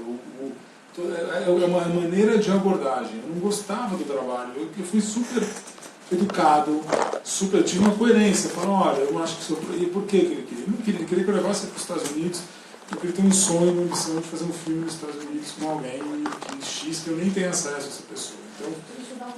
Então dá, com certeza. Mas aí eu entrei no almoço, ele foi almoçar no restaurante da frente, ele conseguiu um acesso extra e começou, enfim, a tentar, até uma hora que eu falei: olha, cara, não sei como te ajudar, não vou, a frustração é muito grande, o retorno é virulento, você ouve, o cara te dá um ataque. Então eu tenho, falando de mim, já que essa pergunta foi para mim, pode estender a eles também, como eu procuro roteiro. Eu na verdade, raramente eu recebi um projeto, esquece o roteiro, de terceiros, não sei, que eu olhei o projeto e falei: caramba, eu quero fazer esse filme. Nunca veio para mim. Ninguém nunca me procurou com um projeto sólido e bom para eu simplesmente produzir e viabilizar. Eu tive que correr atrás dos meus projetos. Isso nunca aconteceu. Nunca nenhum diretor chegou para mim, um diretor que eu admiro, e falou: olha, eu tenho esse projeto aqui, vamos fazer esse projeto junto.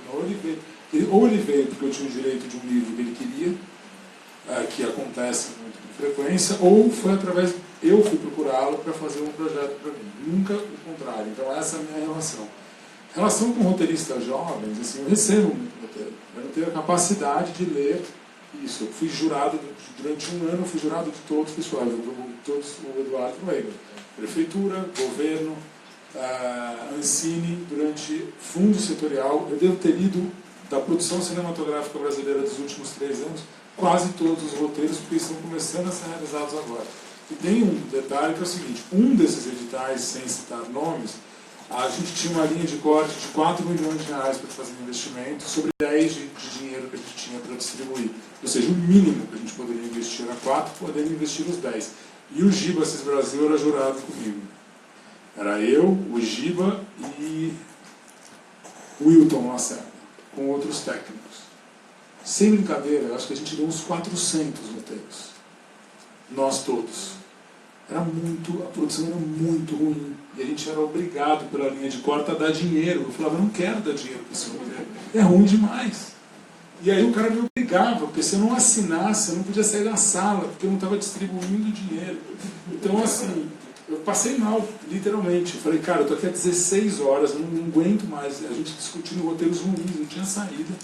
Assim, o roteiro que nem formatado como o roteiro era. Vinha, porque é tão democrático, o cara nem formato de roteiro dá. O cara pega um Word e manda um roteiro para você como se você estivesse lendo um livro. E você tem que formatar o roteiro na tua cabeça. Não é o teu papel. Minimamente faça alguma coisa. Aí, alguns projetos bons saíram dali e saíram. Aí eu comecei a ver nomes. E falei: esse cara é interessante, esse é interessante, vou procurar. E comecei assim que eu encontro os roteiristas. Eu também tenho na minha empresa 2 pessoas que são dedicadas a desenvolver projetos. Então eles leem muitos roteiros, muitos livros, vão ao cinema, frequentam os festivais. Eu tinha um produtor que mandava ele para todos os festivais para ver filme. Vai ver filme.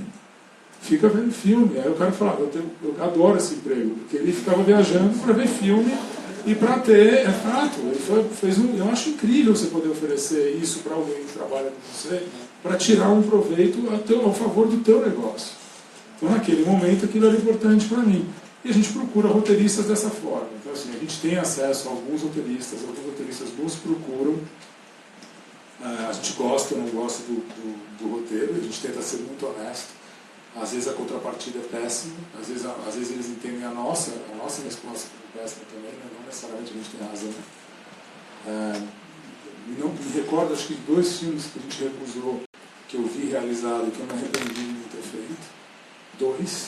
Então, assim, um eu não considero nem que foi recusa minha, porque foi recusado por alguém que trabalha comigo, e o projeto eu não me lembro de ter chegado para mim. Ele foi embarreirado antes. E é de um super amigo meu, que produzi depois, que é o Boas Maneiras, do Marco Dutra. Boas Maneiras chegou para mim originalmente primeiro, e uma pessoa que trabalhava para mim achava ruim o roteiro e falou, não, vamos fazer esse filme.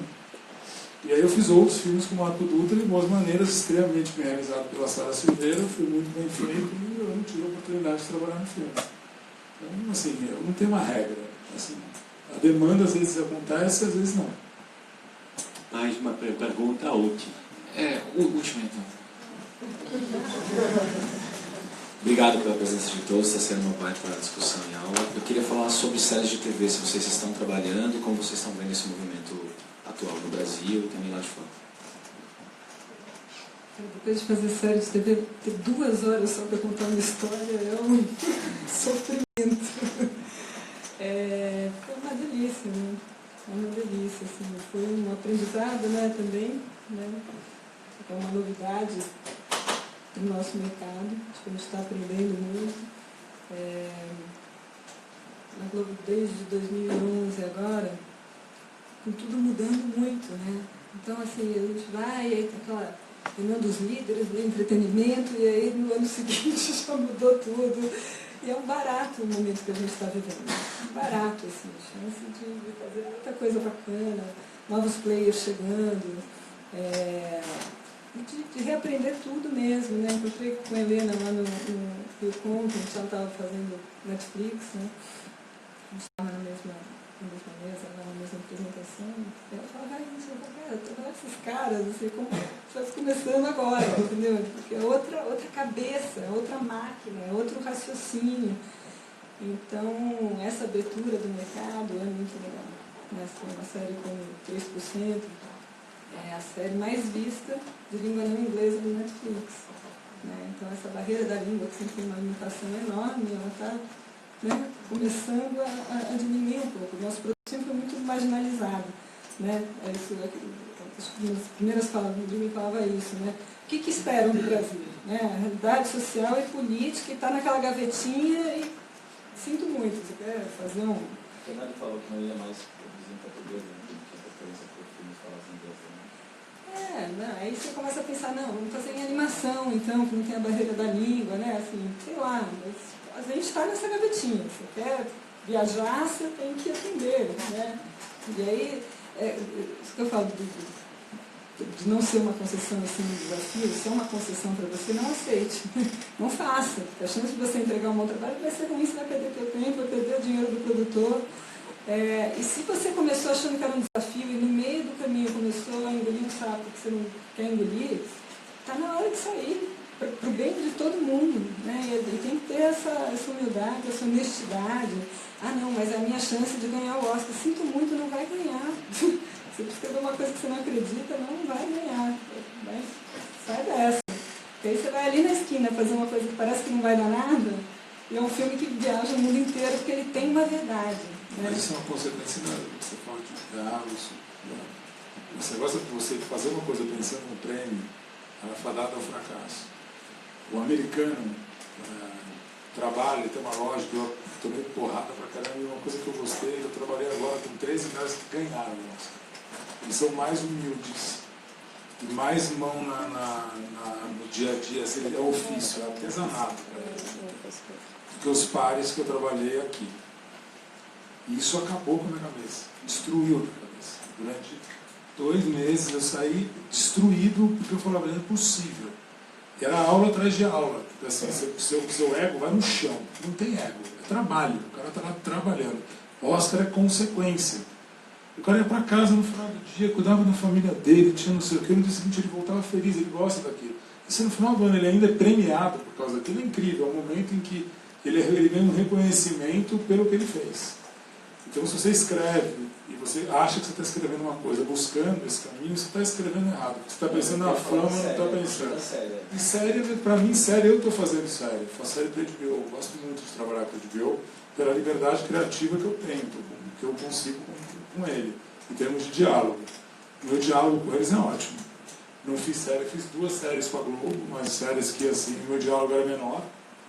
Então, enquanto produtor, elas foram pro automático, não foi uma coisa que foi muito bem realizada, mas não existia um diálogo comigo direto, não estou falando que isso é pior ou melhor, E estou fazendo séries com a HBO num processo um pouco diferente. A gente levou, não tem um showrunner específico.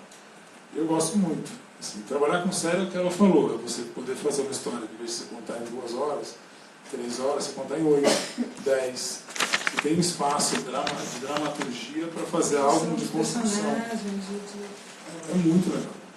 Agora, é trabalhoso também, é espinhoso, o chefe, o série você tem chefe. O canal é teu chefe. Mas eu vou falar, não. Mas assim, lógico que é. Você está vivendo uma revolução do mercado exibidor. O mercado exibidor não é mais o mesmo. Assim, ninguém sabe o que vai ser. Você não sabe se a sua primeira janela é o Netflix, ou se a sua primeira janela é a sala de cinema, ou se a sua primeira janela é o Facebook, que vai começar a abrir para você fazer uma websérie, que na verdade não é mais websérie.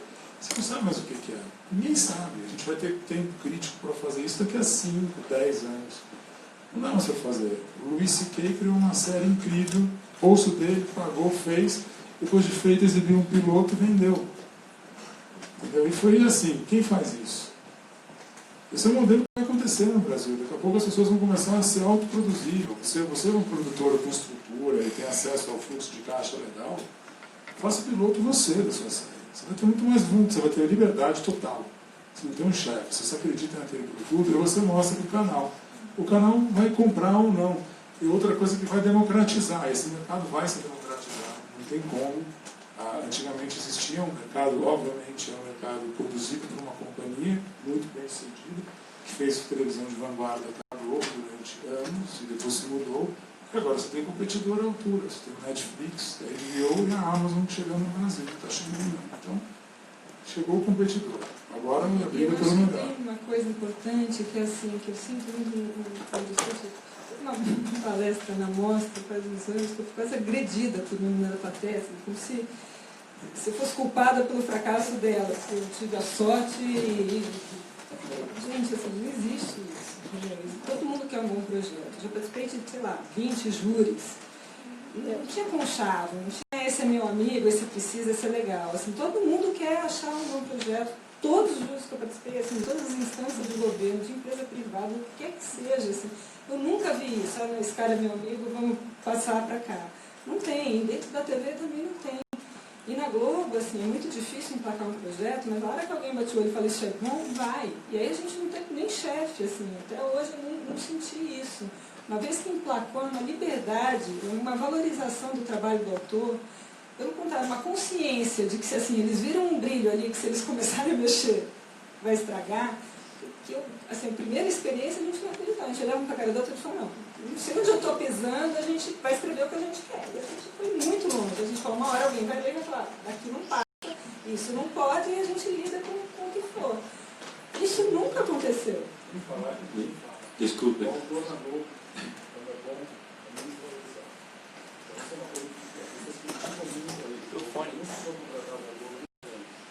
O autor na Globo é extremamente bem valorizado. É o lugar que mais sabe valorizar um autor de dramaturgia no Brasil é a Rede Globo. Financeiramente. A gente tem que concluir agora, porque senão o papo vai continuar muitas horas mais. Eu acho que é uma coisa que interessa, que é importante ouvir. Assim, eu sou contratada da Globo, mas eu não estou falando isso porque eu sou contratada da Globo. Não, assim, a Globo reconhece, valoriza e tem consciência de que ela depende disso. Então, assim, até agora, a experiência que eu tive com o Silvio de Abreu, a primeira vez que eu vou trabalhar no núcleo do Silvio de Abreu, que é da dramaturgia diária.